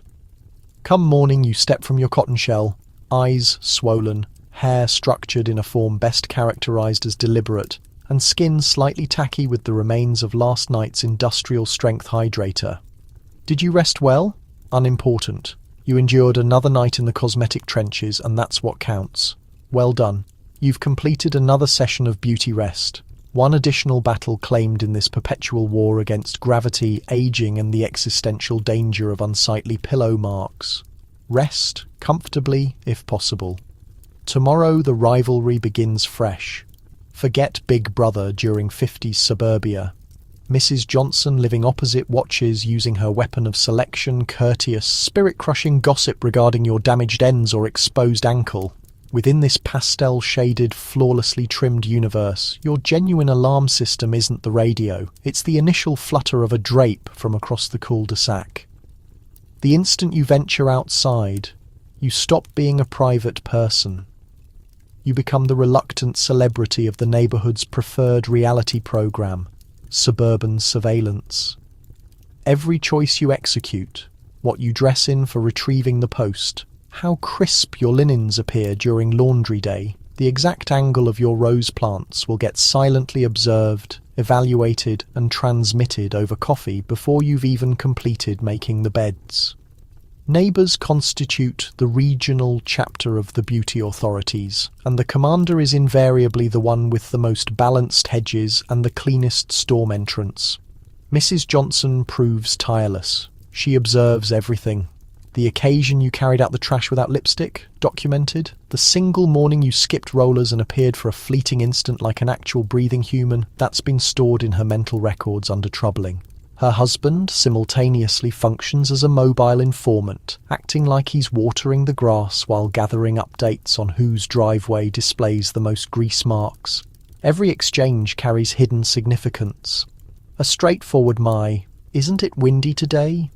genuinely means, "I observed your washing on the line and that undergarment has experienced superior days." Praise for your dinner dish rarely concerns cuisine. They represent encrypted evaluations of your capacity to participate in the daily competitive games of household management. Your front yard is appearing vibrant could simply mean, "I noticed you didn't remove dead petunias last Thursday." Gossip travels quicker than a '57 Chevy with a favourable wind.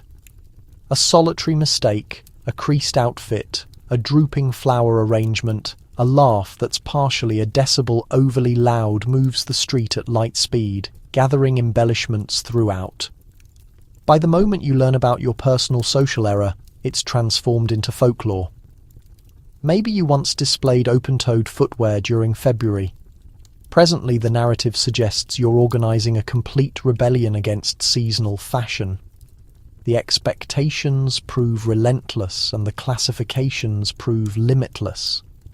How frequently do you sweep your entrance? Do your children's socks coordinate? Does your gelatin salad set to the suitable degree of wobble? And may heaven assist you should your husband mow the grass in a zigzag pattern. The resulting discussion will persist through 3 generations and minimum 1 congregation newsletter. This isn't simply about appearance either. Moral integrity gets measured through inches of dress bottom and window brightness. Kids get trained to address Mrs. Johnson as Mom and to prevent eye meeting with anyone whose flowering bushes are excessive. You personally develop covert abilities, hiding behind drapes to apply crisis lipstick, mastering the skill of sneaking toward the mailbox at the precise instant Mrs. Johnson's preferred radio show begins.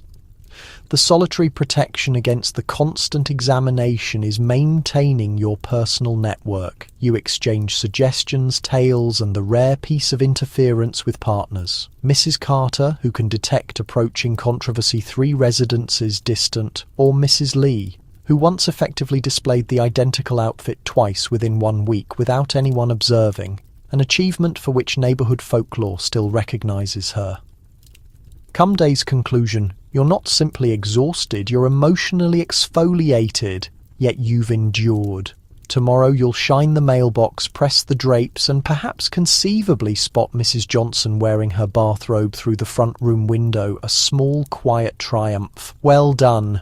You have withstood another day beneath the observant gaze of 50s suburbia. Rest peacefully, but not excessively late. Your neighbours will observe. The journey to the A&P means less about provisions and more about who can display heels on linoleum the longest without crying. You might be selecting ground beef, but your eye makeup better be flawless.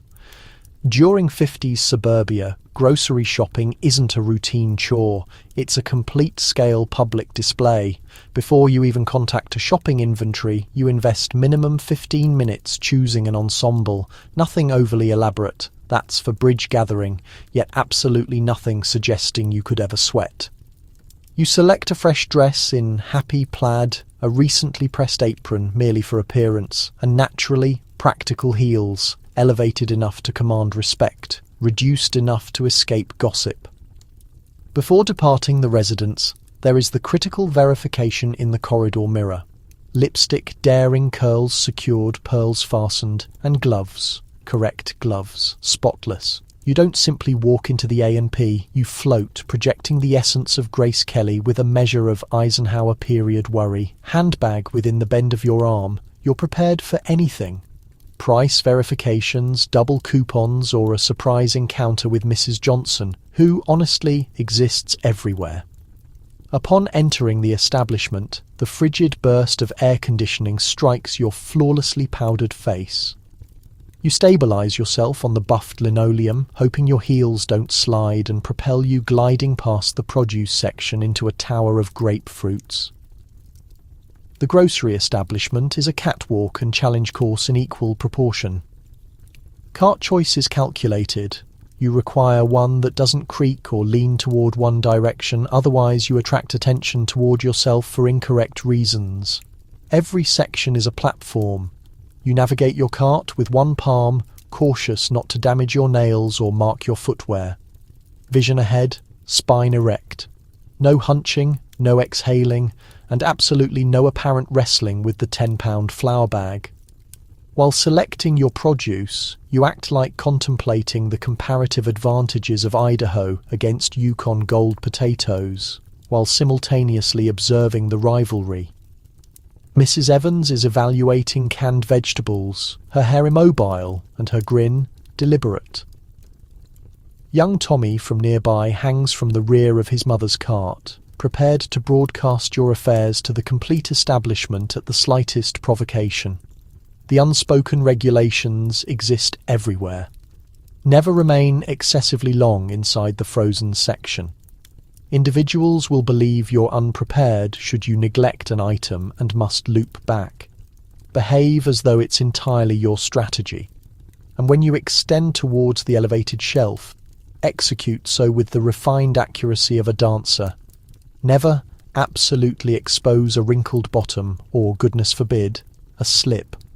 Naturally, there is the payment line, the genuine test. Here, your cart's items are displayed, vulnerable to the quiet assessment of every woman within a 10-foot distance. Excessive convenience items. Disgraceful. Insufficient. Attempting too hard.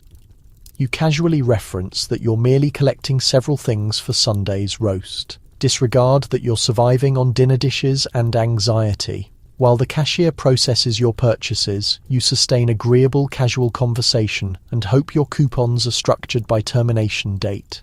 Should a solitary one be disordered, you may as well surrender your pearls and enter the witness security system. The trip homeward is a victory or an ordeal, depending on the day's meetings. You return successful if you handled the produce with elegance, traded the necessary praises on Mrs. Johnson's fresh hairstyle, and reached back to the automobile with your pride and your lipstick preserved. Well done. You've dominated another session of grocery shopping as suburban performance. Remove your heels, elevate your feet, and permit yourself the prohibited indulgence of a solitary quiet exhale. You've deserved it. Your hair isn't merely a fashion. It's a social occasion. A weekly appointment to the cosmetic salon is mandatory to gather gossip, refresh your style, and consider the meaninglessness of existence while beneath a heat source during the 50s. A salon visit means considerably more than a rapid trim and arrangement. It's a journey, equal portions sacred ceremony and community performance. You arrive through the twin glass entrances, hair deliberately hidden under a covering, only to instantly relinquish your secrets and your head to the anticipating hands of Mrs. Dotty, high authority of the beehive and guardian of all neighbourhood knowledge. The anticipation space is a limbo of vinyl seating and outdated publications, each sheet murmuring cautions about lipstick tones, manners errors, and the dangers of drooping foundations. The beauty parlour exists as its own dimension, where clocks run backward and physics surrender. There's that cloying fog of aerosol fixative, the relentless drone of blow dryers, and the delicate click of lacquered fingernails against formica surfaces. Every female resident cycles through these chairs, offering themselves to the mandatory torments of chemical curls, backcombing, and that treacherous azure tint. Nobody dodges the ceremonial degradation of the sink basin, spine bent at an angle nature never intended, while soapy water and mounting panic stream along your temples as you settle beneath the heat dome, that massive pink hemisphere resembling potential military equipment from the atomic age. Someone passes you a flimsy paper vessel of terrible coffee and a privileged view of suburbia's finest entertainment, the parlour information exchange. Talk here transcends mere chit-chat. It's the raw broadcast network of residential neighbourhoods. Who ruined dinner? Who's concealing a new television in the cellar? Oh, whose spouse appeared at the lumberyard midweek? The narratives expand with each retelling, and every reflected glance becomes an agreement, a challenge, or a caution.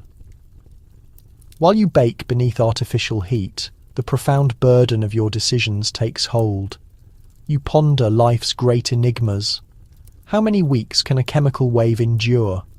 Could a person asphyxiate from aerosol propellant exposure? Will Mrs. Peterson ever excuse you for displaying last year's shade of coral lip colour at her card game? The mechanical hum and soft murmur of conversation create ideal ambient sound for examining existence itself, or at minimum your place within it.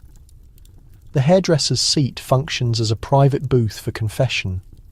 Here you admit your damaged ends, your silver strands, and sometimes your hidden desire to flee to France and establish a modest bookstore.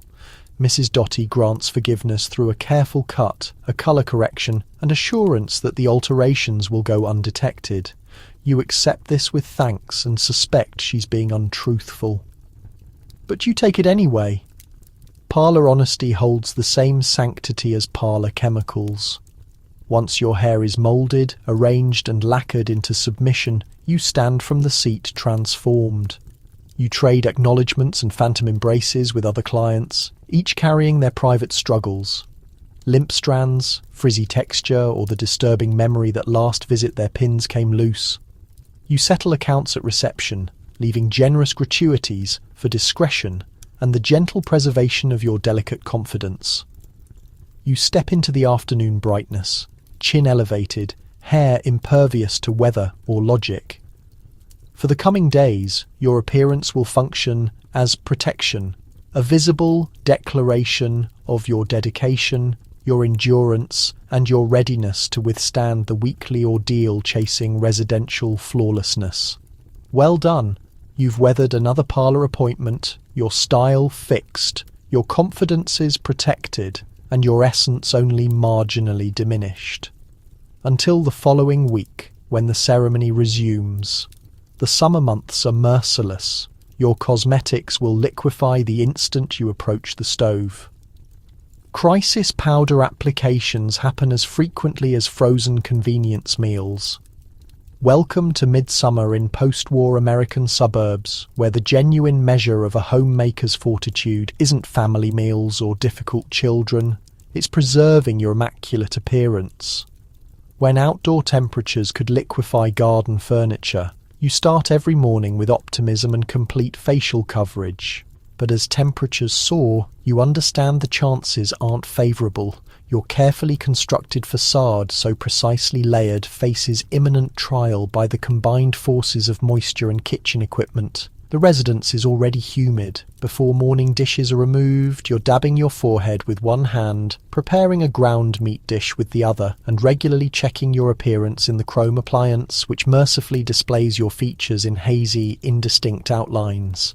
You blot your upper lip, only to find your supposedly permanent lip tint has relocated to your lower face, and your meticulously drawn brow lines are executing a gradual, sorrowful descent toward your hairline. Climate control is reserved for the privileged minority. Most residences depend on rotating fans and tactical window positioning, which admits every flying pest in the region and essentially zero cooling breeze. Your sole defence is the compact pressed powder container you transport constantly. Like a believer with devotional beads, you escape for powder interventions between tasks, trailing mysterious clouds of drugstore dust behind you. Even fashion publications refuse to acknowledge reality. Stay fresh, they suggest, proposing chilled water treatments and vegetable slices, neither offering any defence against the assault of summer heat, hot cooking surfaces and boiling wash water. You attempt pressing your face with a cloth handkerchief, but it immediately surrenders. You momentarily contemplate positioning your head inside the icebox, but there's insufficient space beside the countless frozen water trays and accumulated dinner remnants. Every outing presents danger.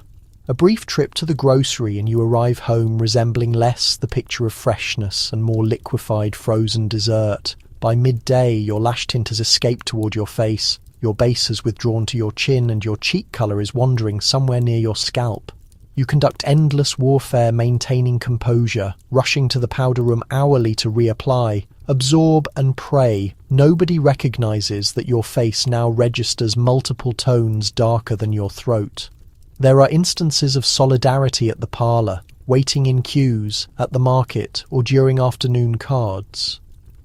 Women exchange advice in lowered voices. Apply talc to your décolletage or petroleum jelly on the brows prevents their migration. You share understanding looks as perspiration droplets slide past your costume jewellery. Everyone silently consenting to ignore that nobody's foundation is gathering in their expression lines. Nightfall offers no respite. The house grows hotter, the oven is warming for supper, and you must still appear presentable when your spouse returns. You fantasize about a tomorrow with cooled air and cosmetics that don't demand perpetual attention. But currently, you persist. You smooth on a last layer of powder, disregard the fact it's settling into your age lines, and present dinner with composure, cautious not to let anyone witness you using your apron to wipe your brow. When day concludes, you remove what survives of your cosmetics, noting the persistent traces of mascara, and how your powder has mysteriously transferred to your bedding. You've endured another day battling heat, humidity, and hopelessness. Well done. You're somewhat glossy, somewhat smeared, but still present evidence that genuine beauty in the post-war decade isn't about flawlessness. It's about the everyday valiant effort to prevent your face from dissolving. Before dessert service, you're required to remain slender while consuming casseroles loaded with emulsified dressing and dairy products. The weighing device serves as both your adversary and your morning counsellor. In post-war suburbia, measurements are collective concerns and size is public information. You start every day with a secretive look at the bathroom scale, a squat mechanism that occupies the corner like a critical amphibian. It's mechanically loaded, noisy, and likely faulty. The readings are consistently harsh. The guiding principle, if the indicator suggests any upward movement, it's time for corrective measures, typically involving curdled milk, fibrous vegetables, and the gradual consuming erosion of vitality. Before morning meal, you breathe out, step up, and hope. Did you sample a portion of Betty's tropical fruit inverted pastry? At yesterday's mid-morning gathering, you could have consumed an entire holiday feast. Every additional ounce becomes a mark of disgrace mentioned in whispered exchanges at the hair salon and noted by Mrs. Johnson, who insists she maintains her weight through anxiety. Certainly, January, the expectations are brutal. Promotions guarantee that you too can attain the modern slender profile through merely a handful of simple actions, severe diets, questionable powders, and, if you genuinely value your household, a week-long abstinence ending in collapse. At the house of worship entrance, the homemaker's storage is an accidental collection of peculiar weight reduction trends. There are gritty liquid meals in varieties like holiday beverage, unpleasant surprise, and berry that wasn't carefully concealed behind the biscuits you're prohibited from eating. There's diet bread, which resembles building material, and slimming greens, which consists mainly of pale lettuce and personal disappointment. The publications present a bewildering selection of remedies. Target specific areas with toning movements in the seclusion of your parlour, eagerly shown by women in foundation garments and formal footwear. Massage your legs with specialised lotions. Encase your midsection in kitchen wrap and implement calorie-mindful preparation, which involves replacing butter with vegetable oil and serving your household a mixture that looks and tastes like binding adhesive. If your spouse comments, simply beam and claim it's continental. Social events become critical, measurement gatherings. At every ladies' lunch, you're conflicted between desiring to satisfy the assembly and the dread of being observed reaching for a second serving of marshmallow fruit mixture. Your companions profess not to register, but you've observed how their attention lingers on your portion. I simply can't imagine where you store it is intended as praise, but it arrives with all the subtlety of a heavy gelatin sculpture. The pressure doesn't conclude at home. The offspring's companions, their mothers, the shopkeeper, even the mail carrier, everyone participates in the invisible mass observation. You cultivate expert abilities for deflecting calorie remarks and experience anxiety dreams about being discovered at the pastry shop carrying a package of sweet breakfast items beneath your arm. The The humiliation of excess weight is so powerful. Entire assistance networks assemble secret gatherings over unsweetened coffee, where women exchange methods for resisting the temptation of the fried potato slice. Yet, despite all the strain, you continue preparing and presenting substantial, satisfying meals because that's your obligation. You navigate through the paradox, balancing casserole formulas and calorie records, imagining a reality where nobody tallies how many servings you take yourself.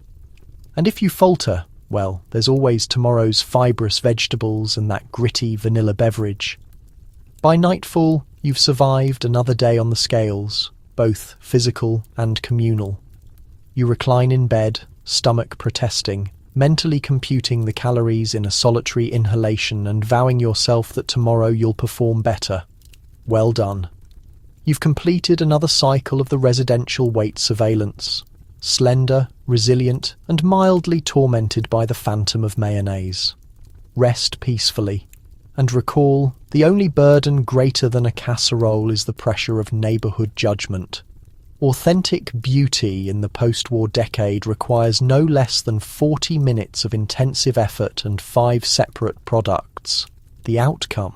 A face appearing untouched by human intervention or divine will. In the magnificent performance of mid-century America, nothing proves quite as manufactured or as intensely combative as appearing effortless. Publications display unblemished models, positioned beneath flattering illumination, presenting what seems to be the luminous radiance of a celestial country maiden.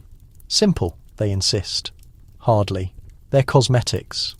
What they consistently omit is the manufacturing operation of lotions, dusts, and exacting implements concealed beneath every seemingly bare complexion. You start with the disappearing lotion, worked into your complexion with the fervour of someone seeking redemption. The scent suggests clinical compounds carrying hints of cold grain cereal. This precedes a foundation layer, something advertised as transparent but substantial enough for construction purposes. Following comes the powder, a light, scented particulate that covers your face, eliminating every final indication of human vitality. The objective isn't to appear animated precisely, but to appear undisturbed by climate, weariness, or even natural principles. Colour is dabbed with a careful touch in precisely the correct tone of hushed rose.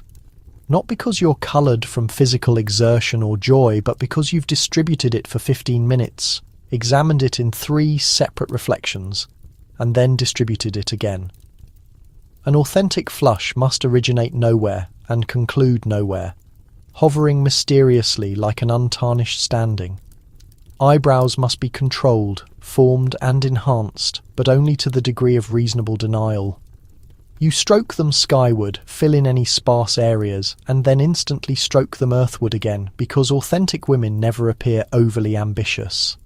Eye colour arrives in tan or lichen, the shade of something you previously observed on stone.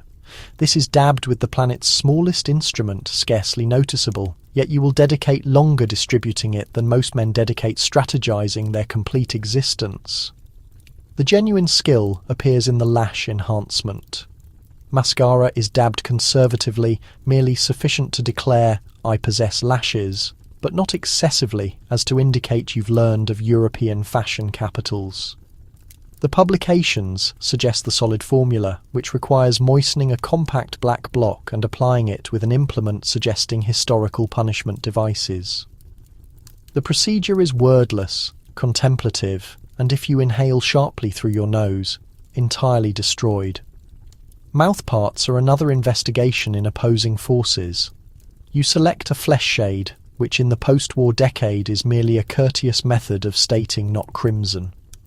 You precisely outline your mouth, saturate them with pale bloom or modest stone fruit, absorb, and then repeat. The final product is lips appearing nearly like lips, but enhanced, more subdued, more reserved. Lips capable of expressing regret at any instant. The concluding element is a swift application of cold lotion on your bone structure for a suggestion of youthful moisture. The paradox is that you've rarely felt less moist in your existence. Your face is established, dusted and preserved against reality, and yet somehow it's required to appear as though you've recently awakened from a blessed cosmetic-free rest. And so you exit from the washroom authentically beautiful in a manner that demands a rigid timetable, an elaborate distribution network, and the tolerance of a religious figure. If anyone ventures to praise your fresh appearance, you beam tranquilly, conceal the weariness in your vision, and act as though you simply emerged from slumber resembling this. Well done. You've survived another cycle of cosmetic acrobatics, and your authentic face is prepared to encounter reality. Flawlessly unadorned, painstakingly constructed, and as genuine as a frozen convenience meal. If you have a female child, she's already in hair rollers and practicing ambulation in abbreviated heels before she's sufficiently tall to access the refrigerator. Youthful purity is substituted with behavior instruction and the sporadic cold lotion facial treatment. The post-war decade is no period for the unmotivated or unmaintained complexion, and so the beauty regimen commences young, sometimes disturbingly young. While male children are dispatched to trim grass and combat imaginary foreign threats in the yard, female children are conscripted into the domestic beauty battalion. Your daughter's initial recollections are not of play areas, but of being coaxed to remain motionless for a domestic chemical treatment, while the odour of caustic ammonia drifts through the residence and your mother gently sings, "Beauty requires suffering, darling." Maintain posture. The everyday training is a ceremony of small rollers and large expectations. The instant your daughter's hair extends past her auditory organs, it's configured in curlers each evening, her scalp sensitive, but her character built in the same crucibles that constructed post-war residential areas. You guide her in the delicate skill of stroking, backcombing, and, when catastrophe occurs, tactical head covering deployment. By age 7, she can manipulate a pointed grooming implement like a warrior's blade and understands not to rely on any securing pin that isn't reinforced with no fewer than 3 companions. Abbreviated heels arrive subsequently, an examination of stability, bearing and the readiness to abandon ease for the achievement of a flawlessly angled toe. She rehearses gliding along the corridor, arms positioned and quivering, observed by a panel of toys and one thoroughly unimpressed domestic feline. There are mishaps, falters, and the sporadic tearful objection. You reassure her. Someday you'll appreciate me when you can traverse a congested market floor without even a rotated ankle. You don't reference the days you privately condemn your own footwear while manoeuvring the grocery establishment. Behaviour instruction is unceasing. Your daughter absorbs the proper method to arrange a napkin, prepare a table, and never, under any condition, commence eating before a male has raised his utensil. Courteous dialogue is practiced before the reflection, with you assuming the character of every conceivable neighbour, educator, and intrusive merchant she could possibly meet. Maintain posture, shoulder blades retracted. Display pleasure, but not excessively. Recall, you're not marketing merchandise. Cold lotion is presented as both a cleanser and a ceremonial transition. Your daughter positions at the vanity, face elevated as you carefully distribute the cool, pale cream across her features. She contracts her nose at the feeling, but tolerates. It's never premature to begin considering your complexion openings, you recommend, as if pores are simultaneously a medical crisis and a character deficiency. The clothing selection, too, is deliberately assembled. There are decorated garments for religious services, cropped trousers for recreation, and one exceptional occasion ensemble that is to be displayed only if British royalty herself materialises on your entrance. Hosiery is treated with stiffening agents, necklines pressed, decorative fabric tied with tactical exactness. Any departure from the established appearance brings a mild but definite adjustment. After all, you're not merely nurturing a child, you're developing a representation. By her adolescent years, your daughter has absorbed the regulations. She trades beauty recommendations with companions in hushed tones, exchanges lip colour in the educational facility restroom, and begins each day with a severe examination of her appearance. She is equipped with the understanding of previous generations and the refined anxiety that originates from recognizing the complete residential block is, at any particular instant, noticing her direction. The contradiction, naturally, is that underneath the ceremonies there's a child merely attempting to mature, wishing to receive recognition for bearing, appreciation for her complexion, or at minimum a respite from the rollers for one weekend morning. Well done. You've nurtured a daughter prepared to endure the untamed environment of post-war suburbia. Properly styled, properly trained, and already questioning if her tomorrow will demand even more aggressive footwear. Your beauty regimen is not exclusively for you, but for your spouse's endorsement. If he doesn't acknowledge your appearance, it's a fundamental crisis. If he responds, you're distrustful. In post-war suburbia, a spouse's appearance isn't an individual selection. It's a community obligation.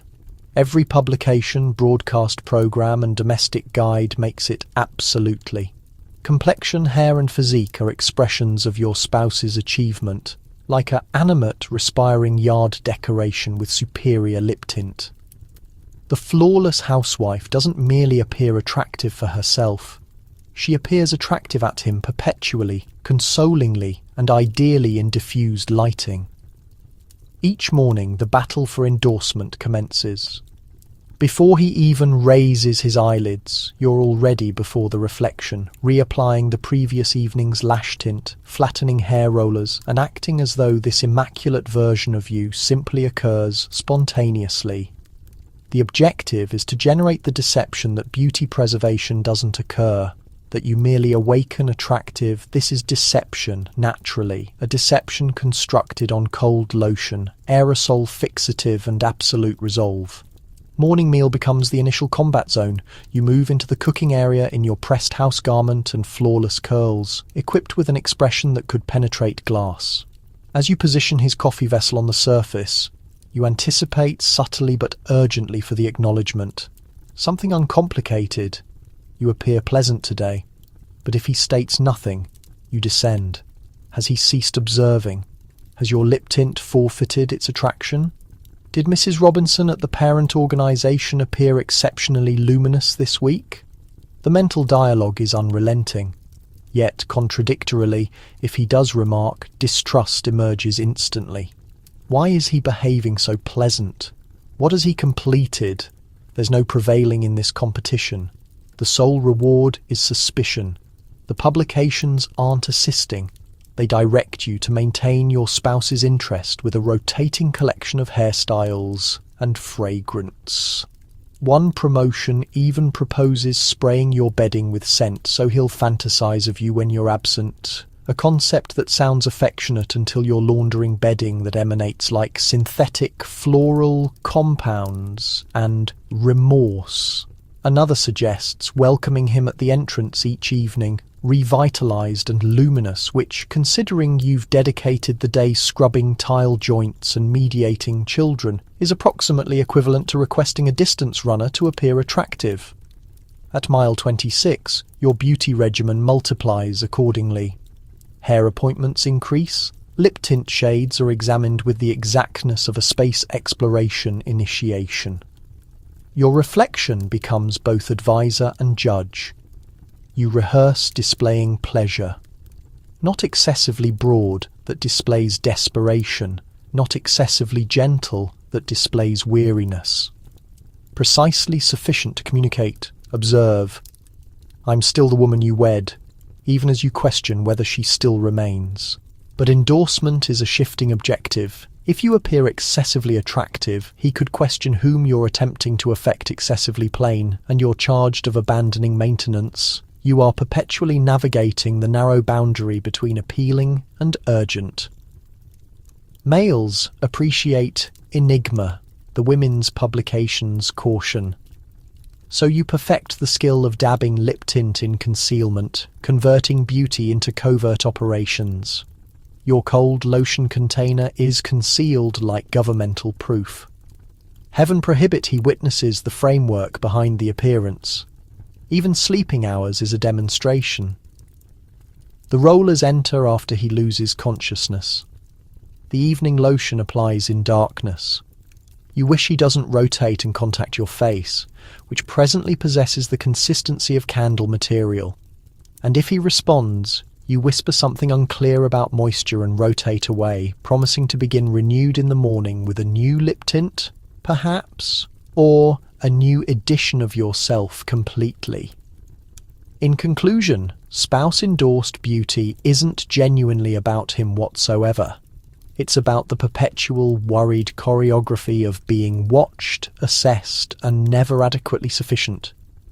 You care for him, certainly, but you also recognise that if one day you ceased curling, removing, or painting, someone, perhaps him, perhaps Mrs. Johnson, would whisper that you've altered.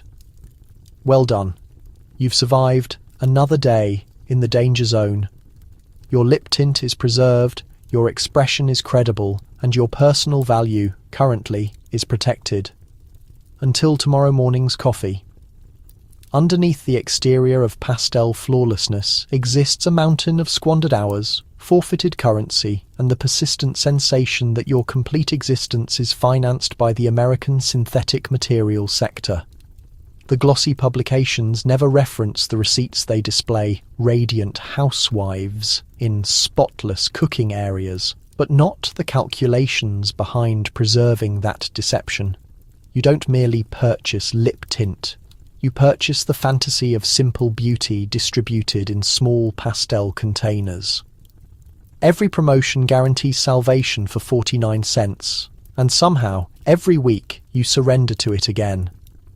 Cold lotions, dusts, applications, tonics, each one promising it'll make your spouse adore you, your neighbours desire you, and your complexion openings disappear into another realm. The expense isn't exclusively in currency, it's in moments. Hours disappear in the chase of perfection. You could compose a novel in the duration it requires to accomplish a post-war casual appearance. Each morning is a production sequence of maintenance, cleansing, removing, configuring, pressing your hair, your clothing, your complete being. Even rest, that ultimate sanctuary of the exhausted, becomes an assignment. You recline on your spine to maintain your curls, frightened to shift for concern of undermining tomorrow's deception. Your washroom surface resembles a laboratory, congested with containers, tubes, and enigmatic powders with European designations. Your spouse doesn't register the distinction between ivory blossom and pale shell, but your companions respond, and their assessment is immediate.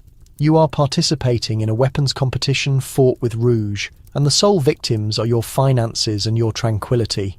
Then there are the devices. Oh, the devices.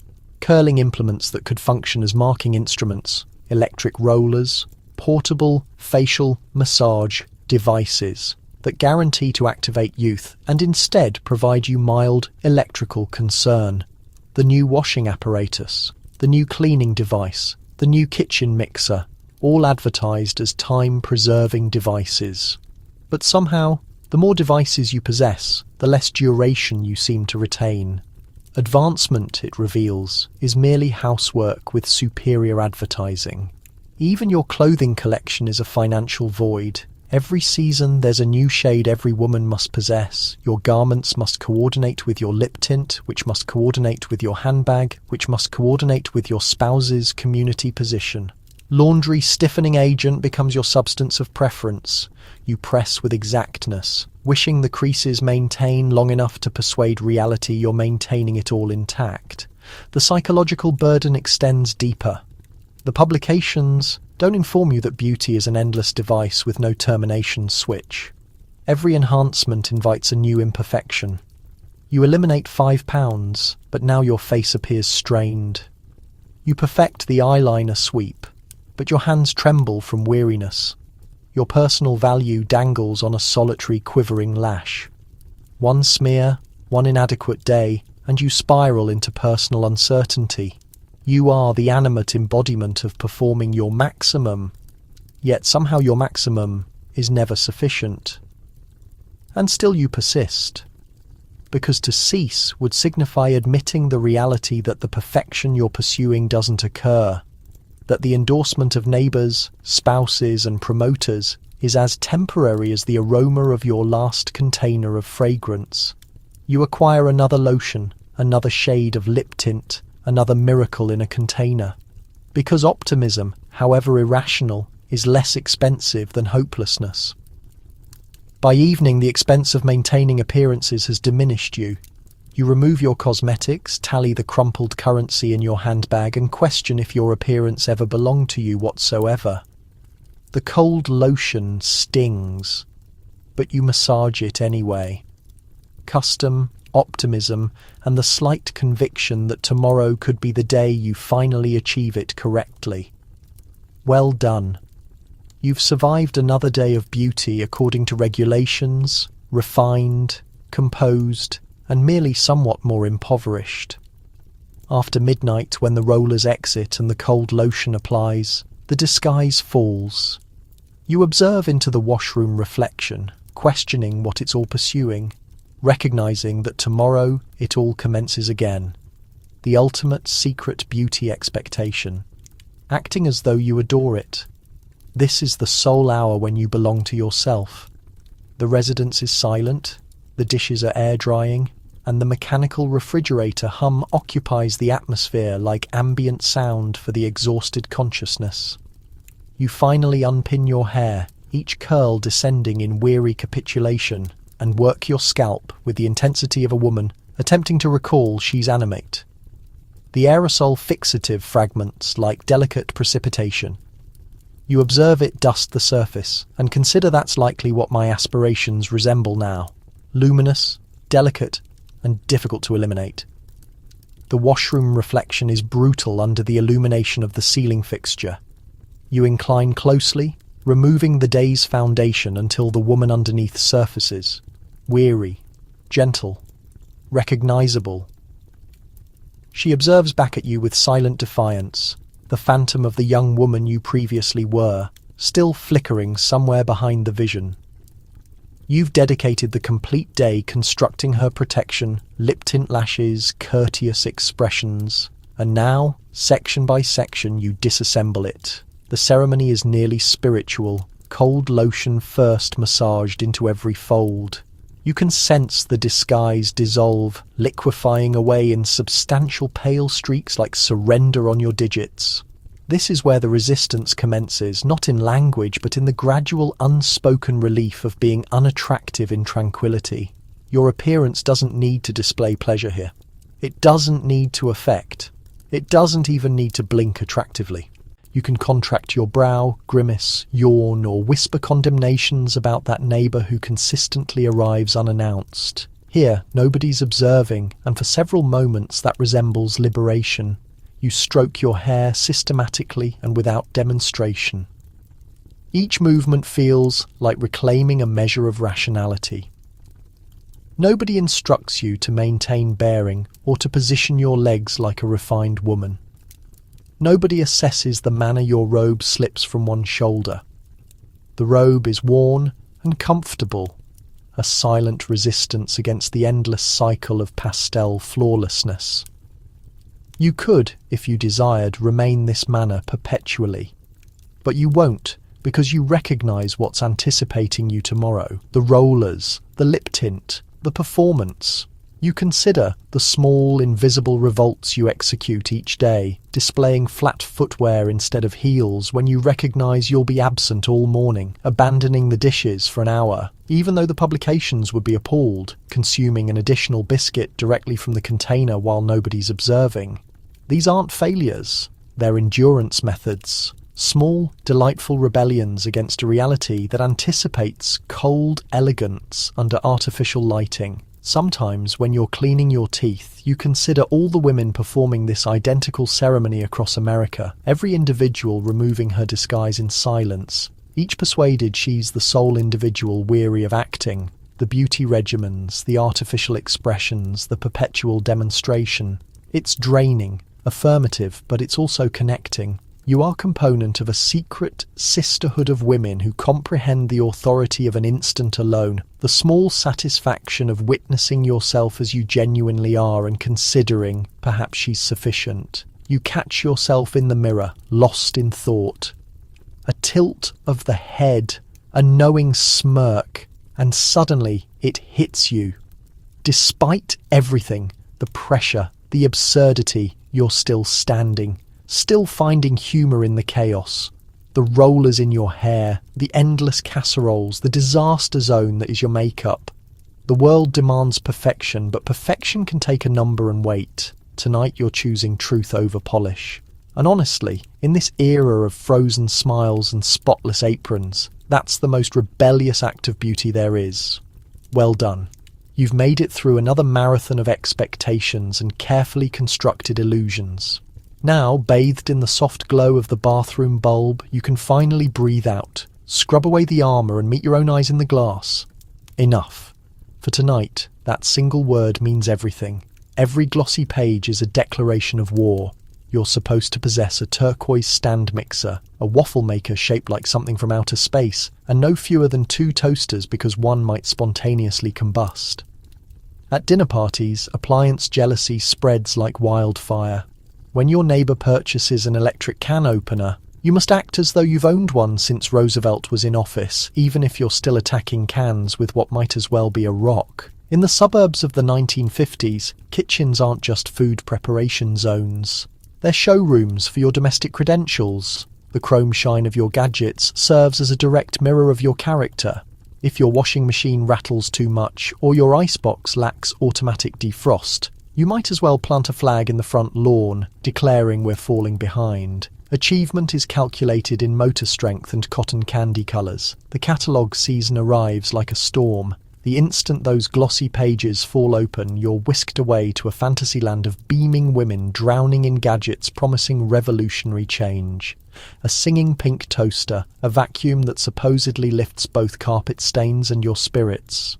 You begin questioning how you possibly managed without a countertop rotisserie large enough for an entire chicken and whatever remains of your dignity. Every page murmurs seductively, "This should be yours." Before you realise what's happening, you're mentally recalculating the household finances to accommodate a new blender capable of pulverising anything, fruit, ice, or your remaining hopes into smooth liquid. Naturally, it's never simply about making life easier. It's about maintaining the facade. Appliances function as neighbourhood currency. When Mrs. Peterson casually mentions her brand new electric range, what she's actually saying is, "I'm ahead of you." You smile and nod graciously, pretending your own stove isn't practically prehistoric compared to your in-laws. Later that night, you'll plant careful seeds with your husband across the dinner table. Nothing obvious, just a delicate sigh followed by a wistful comment about how the Johnsons apparently have a dishwasher that plays soothing melodies. And with that, the household arms race officially begins. The neighbours level up, you level up, someone acquires a cutting-edge Hoover, and suddenly your vacuum resembles farming equipment from another century. Before long, every home on the street is locked in a silent, gleaming battle for technological dominance. One polished surface at a time, you master the subtle art of appliance one-upmanship, that perfect blend of envy and thinly veiled hostility. Oh, what a contemporary model. Ours still functions adequately, aside from that peculiar grinding sound. Meanwhile, the gadgets keep reproducing. You purchase one device to create efficiency, only to waste more time babysitting it. The shiny new mixer demands constant buffing. The blender emits a faint burnt plastic odour if you dare use it more than twice in one session. Your supposedly time-saving washing machine requires elaborate rituals involving mysterious dials, levers, and what feels like an occasional religious ceremony. Each contraption arrives with an instruction manual rivaling scripture in thickness and surpassing it in confusion. By decade's end, your kitchen resembles mission control at Cape Canaveral. Yet exhaustion still follows you everywhere. You still invest hours in cleaning, scrubbing and repairing whatever your modern marvel has destroyed. The fantasy of convenience has morphed into full-time employment. And yet, when you glimpse Mrs. Johnson's latest refrigerator with its specialised glass butter storage, you can't stop that sharp pang of desire.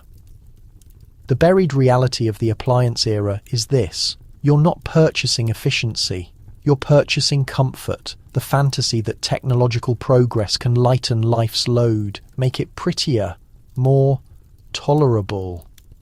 You convince yourself these new contraptions are helping even as you spend evenings wrestling with tangled cords and polishing steel surfaces until your own exhausted face stares back at you. Well done.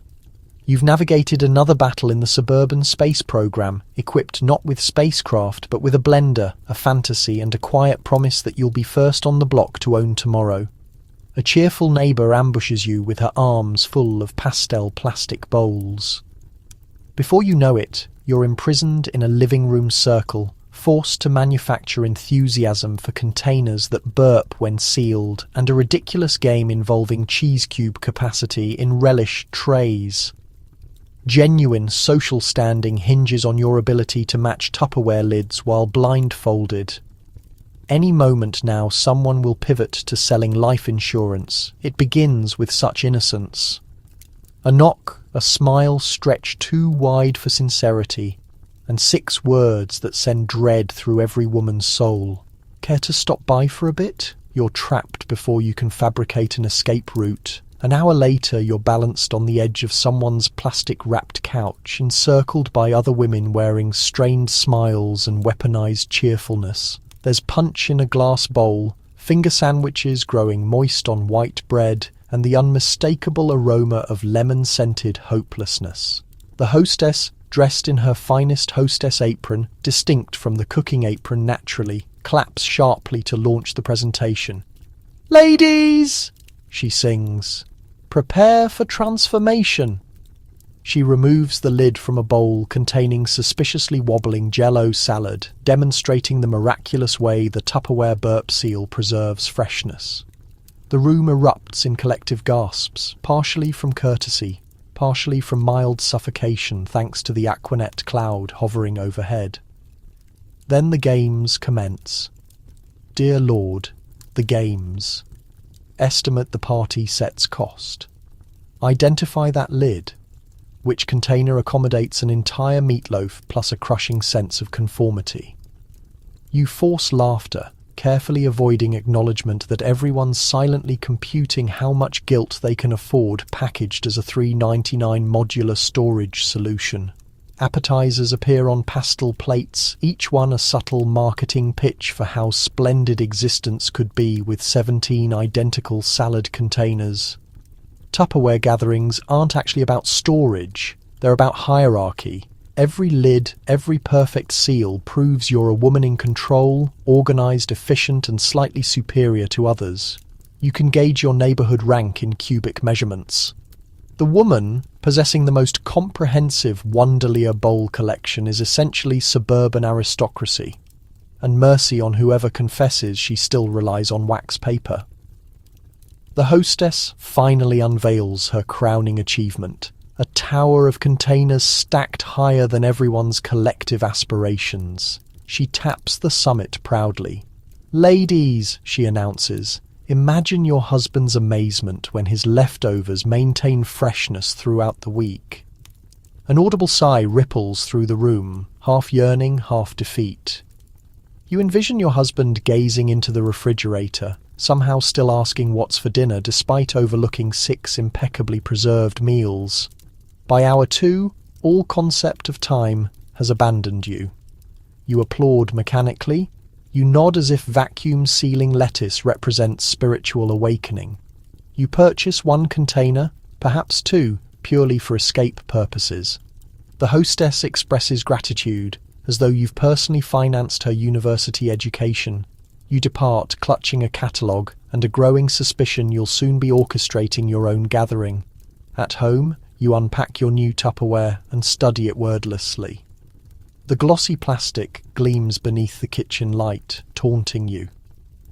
You understand this isn't about food storage.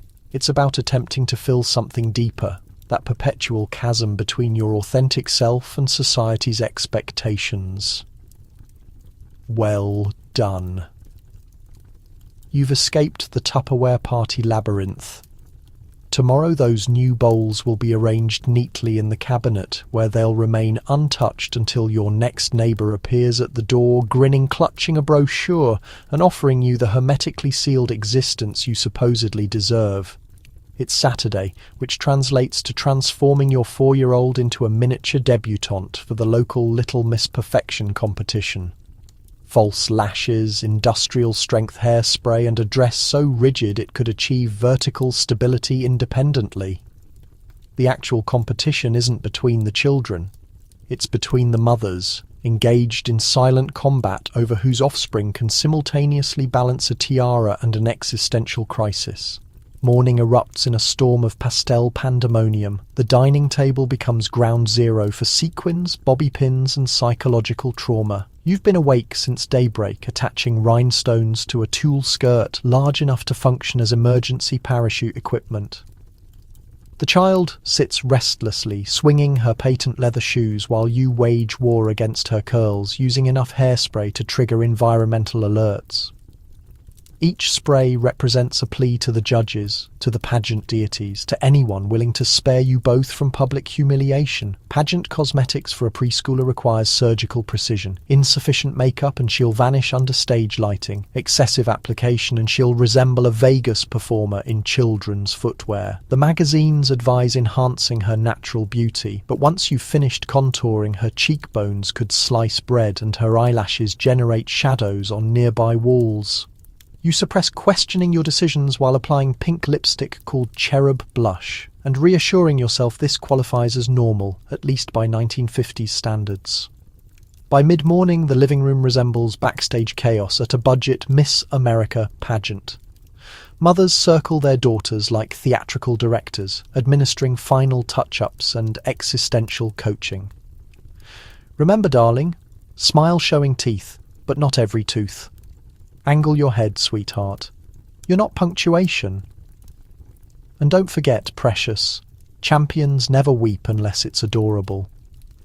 At the community hall, fluorescent lighting buzzes above rows of metal chairs and nervous tension. The atmosphere thickens with talcum powder, aquanet, and maternal dread. You claim your seat in the audience alongside other mothers, greeting you with smiles capable of spoiling dairy products. Everyone performs friendliness, but underneath pulses the brutal, unspoken reality. This is warfare, and only one child departs with a sash and lifelong perfectionism issues. The pageant commences. Tiny girls parade across the stage in miniature ball gowns, smiling with such intensity their back teeth ache. They twirl, curtsy, and recite memorized verses about America, butterflies or religious themes, sometimes merging all three concepts. The judges, an intimidating panel of local merchants and one former baton twirling champion, nod gravely as though adjudicating Olympic competition. You grip your pearls while whispering internal encouragements. She's managing beautifully. She's luminous. She didn't stumble. That was intentional choreography. Meanwhile, competing mothers deploy full espionage tactics. Someone conveniently spills juice on a competitor's sash. Another manipulates the thermostat to sabotage carefully styled hair. You trade razor-sharp compliments disguised as kindness. Oh, your little angel looks precious. I absolutely adore that shade on her. Such bold choices. When everything concludes, the girls assemble for the crowning ceremony, faces glowing under stage lights. Or perhaps that's simply cold sweat from suppressed anxiety.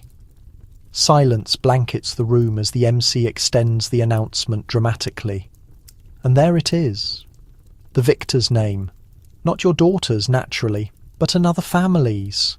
A child whose mother will discuss this victory ad nauseum. At bridge club gatherings you smile elegantly, applaud courteously, and quietly scheme revenge involving next year's wardrobe budget.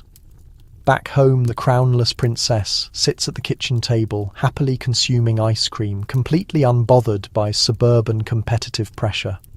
You observe her laughter and recognize she's already claimed something more precious.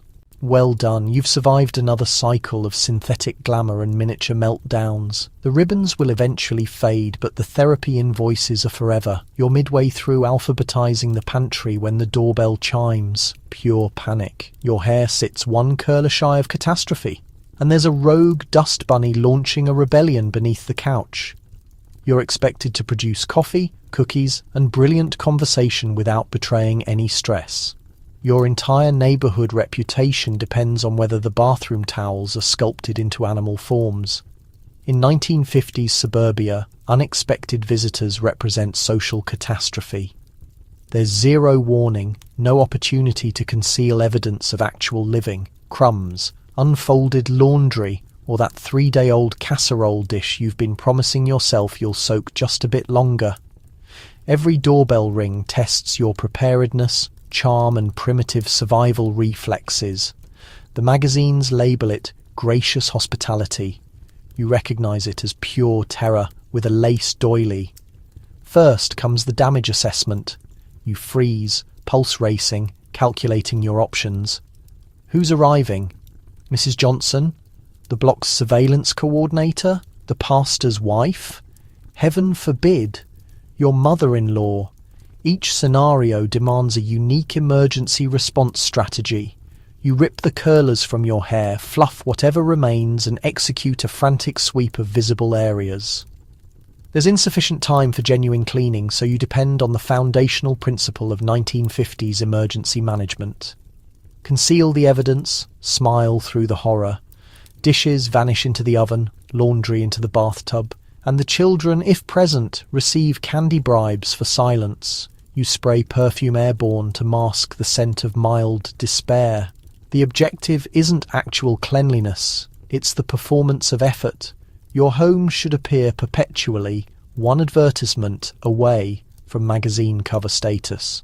When you finally answer the door, it's wearing your meticulously rehearsed expression of serene joy. Oh, what a delightful surprise. You chirp as though you haven't just completed a marathon in house slippers. The visitors enter, beaming, blissfully ignorant that you've just concealed a week's worth of existential exhaustion beneath a decorative throw. Coffee must materialize instantly. You rush to the kitchen praying sufficient grounds exist for 2 servings. Instant coffee becomes your safety net, modern convenience you'll claim, though it tastes vaguely of punishment. While it percolates, you launch the sophisticated art of conversational filler, distributing compliments like tactical weapons. That dress is charming. How are your hydrangeas thriving? Have you heard about the new market? They stock frozen peas.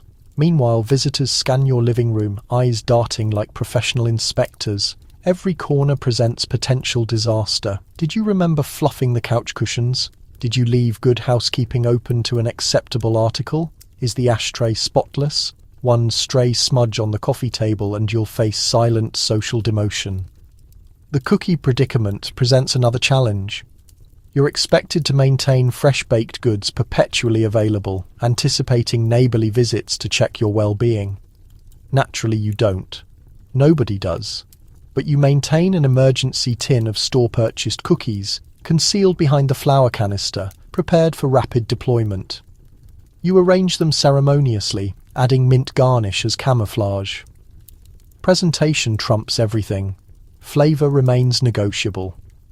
While serving, you laugh precisely on cue, nod at appropriate moments, and desperately hope nobody requests bathroom access. If they do, you're one misplaced towel from social banishment.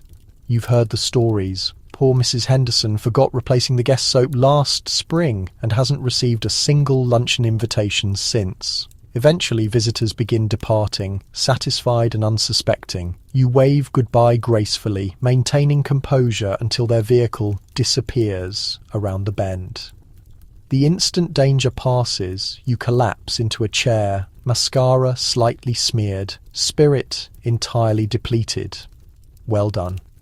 You've survived the afternoon assault, home intact, dignity mostly salvaged, and hair only somewhat resembling farm straw. Tomorrow you'll restock the cookie reserves and pray for divine mercy, but right now you've earned 5 minutes of stillness and perhaps a sip of cooking sherry. The sun descends, children sleep soundly, and your husband snores in his recliner.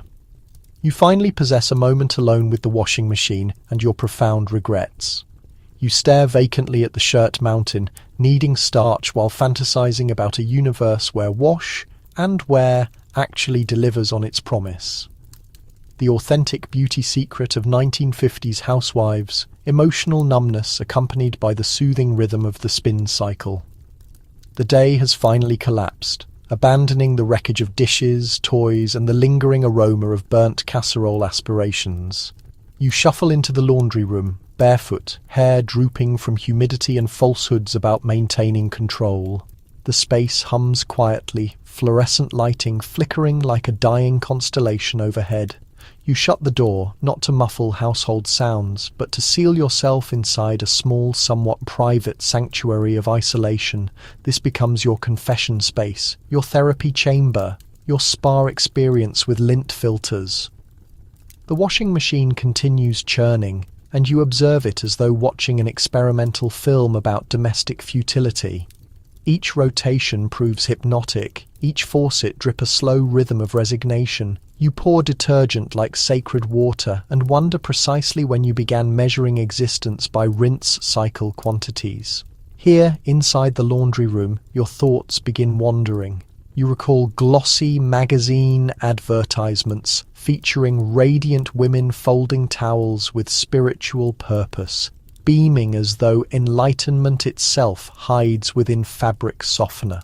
None acknowledge the static electricity, the vanishing socks, or the quiet, existential pain of knowing you've pressed the identical shirt 400 times and wrinkles persist.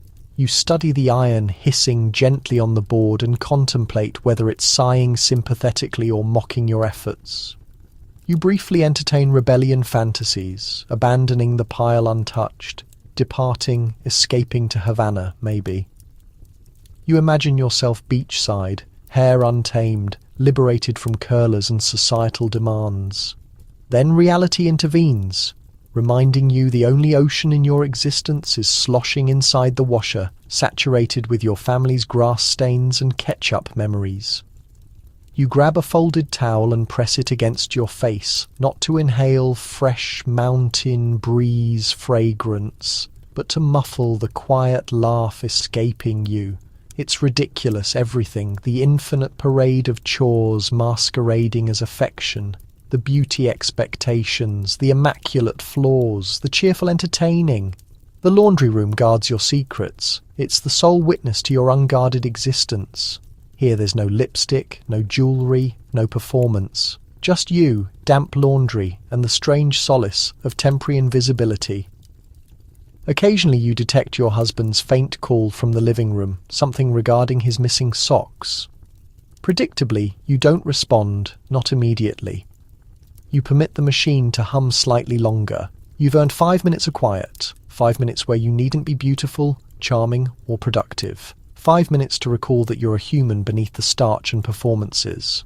The spin cycle decelerates, the final rinse gurgles, and the subsequent silence feels simultaneously heavy and sacred. You extinguish the light, glance once more at the pile awaiting tomorrow, and whisper a soft, weary commitment to yourself. Perhaps I'll fold them tomorrow morning. Well done. You've navigated another day in the grand theatre of perfection. The world rests quietly now, and for the briefest instant, so do you. So as you sink deeper into your pillow accompanied by your fan's gentle hum, pause to appreciate how dramatically we've progressed since the golden era of coordinating lipstick and vacuum cleaners. Tonight, you survived inhabiting a 1950s housewife's existence, girdles, curlers, gossip included. You endured helmet hair trials, evaded Tupperware parties like a trained operative and maintained flawless nail polish while battling a toaster threatening kitchen arson. That, my friend, defines genuine heroism. It's simple to mock the pastel mayhem of history, but it's equally valuable to respect the relentless resilience concealed beneath those foundation layers and aquanet clouds. The 1950s housewives confronted a daily endurance test of expectations. Mostly absurd, frequently exhausting, and universally served alongside Jell-O salad. Yet they rose, applied their best face, sometimes quite literally, and confronted each day wearing smiles that would embarrass toothpaste advertisements. As you drift towards sleep tonight, remember gratitude for stretchy pants, microwave meals, and the reality that neighbours probably aren't critiquing your bathroom towels. Offer silent thanks for contemporary luxuries, like face masks that aren't merely cold cream, bras that don't double as weaponry, and the beautiful freedom to take out trash-wearing pyjamas if you choose. History proves that people, particularly women, are stubborn, inventive, and infinitely adaptable. So whether your beauty routine consumes 5 seconds or 50 minutes, remember, authentic beauty isn't about flawless appearance or perfectly pressed clothing. It's about surviving each day still smiling and perhaps laughing slightly at history. Sleep peacefully, knowing 0 pointy bras await you tomorrow morning. And whenever you feel overwhelmed, just remember, somewhere throughout history, a 1950s housewife gazes down at you, smiling through perfect crimson lipstick and whispering, "Relax. You've got this. Good night."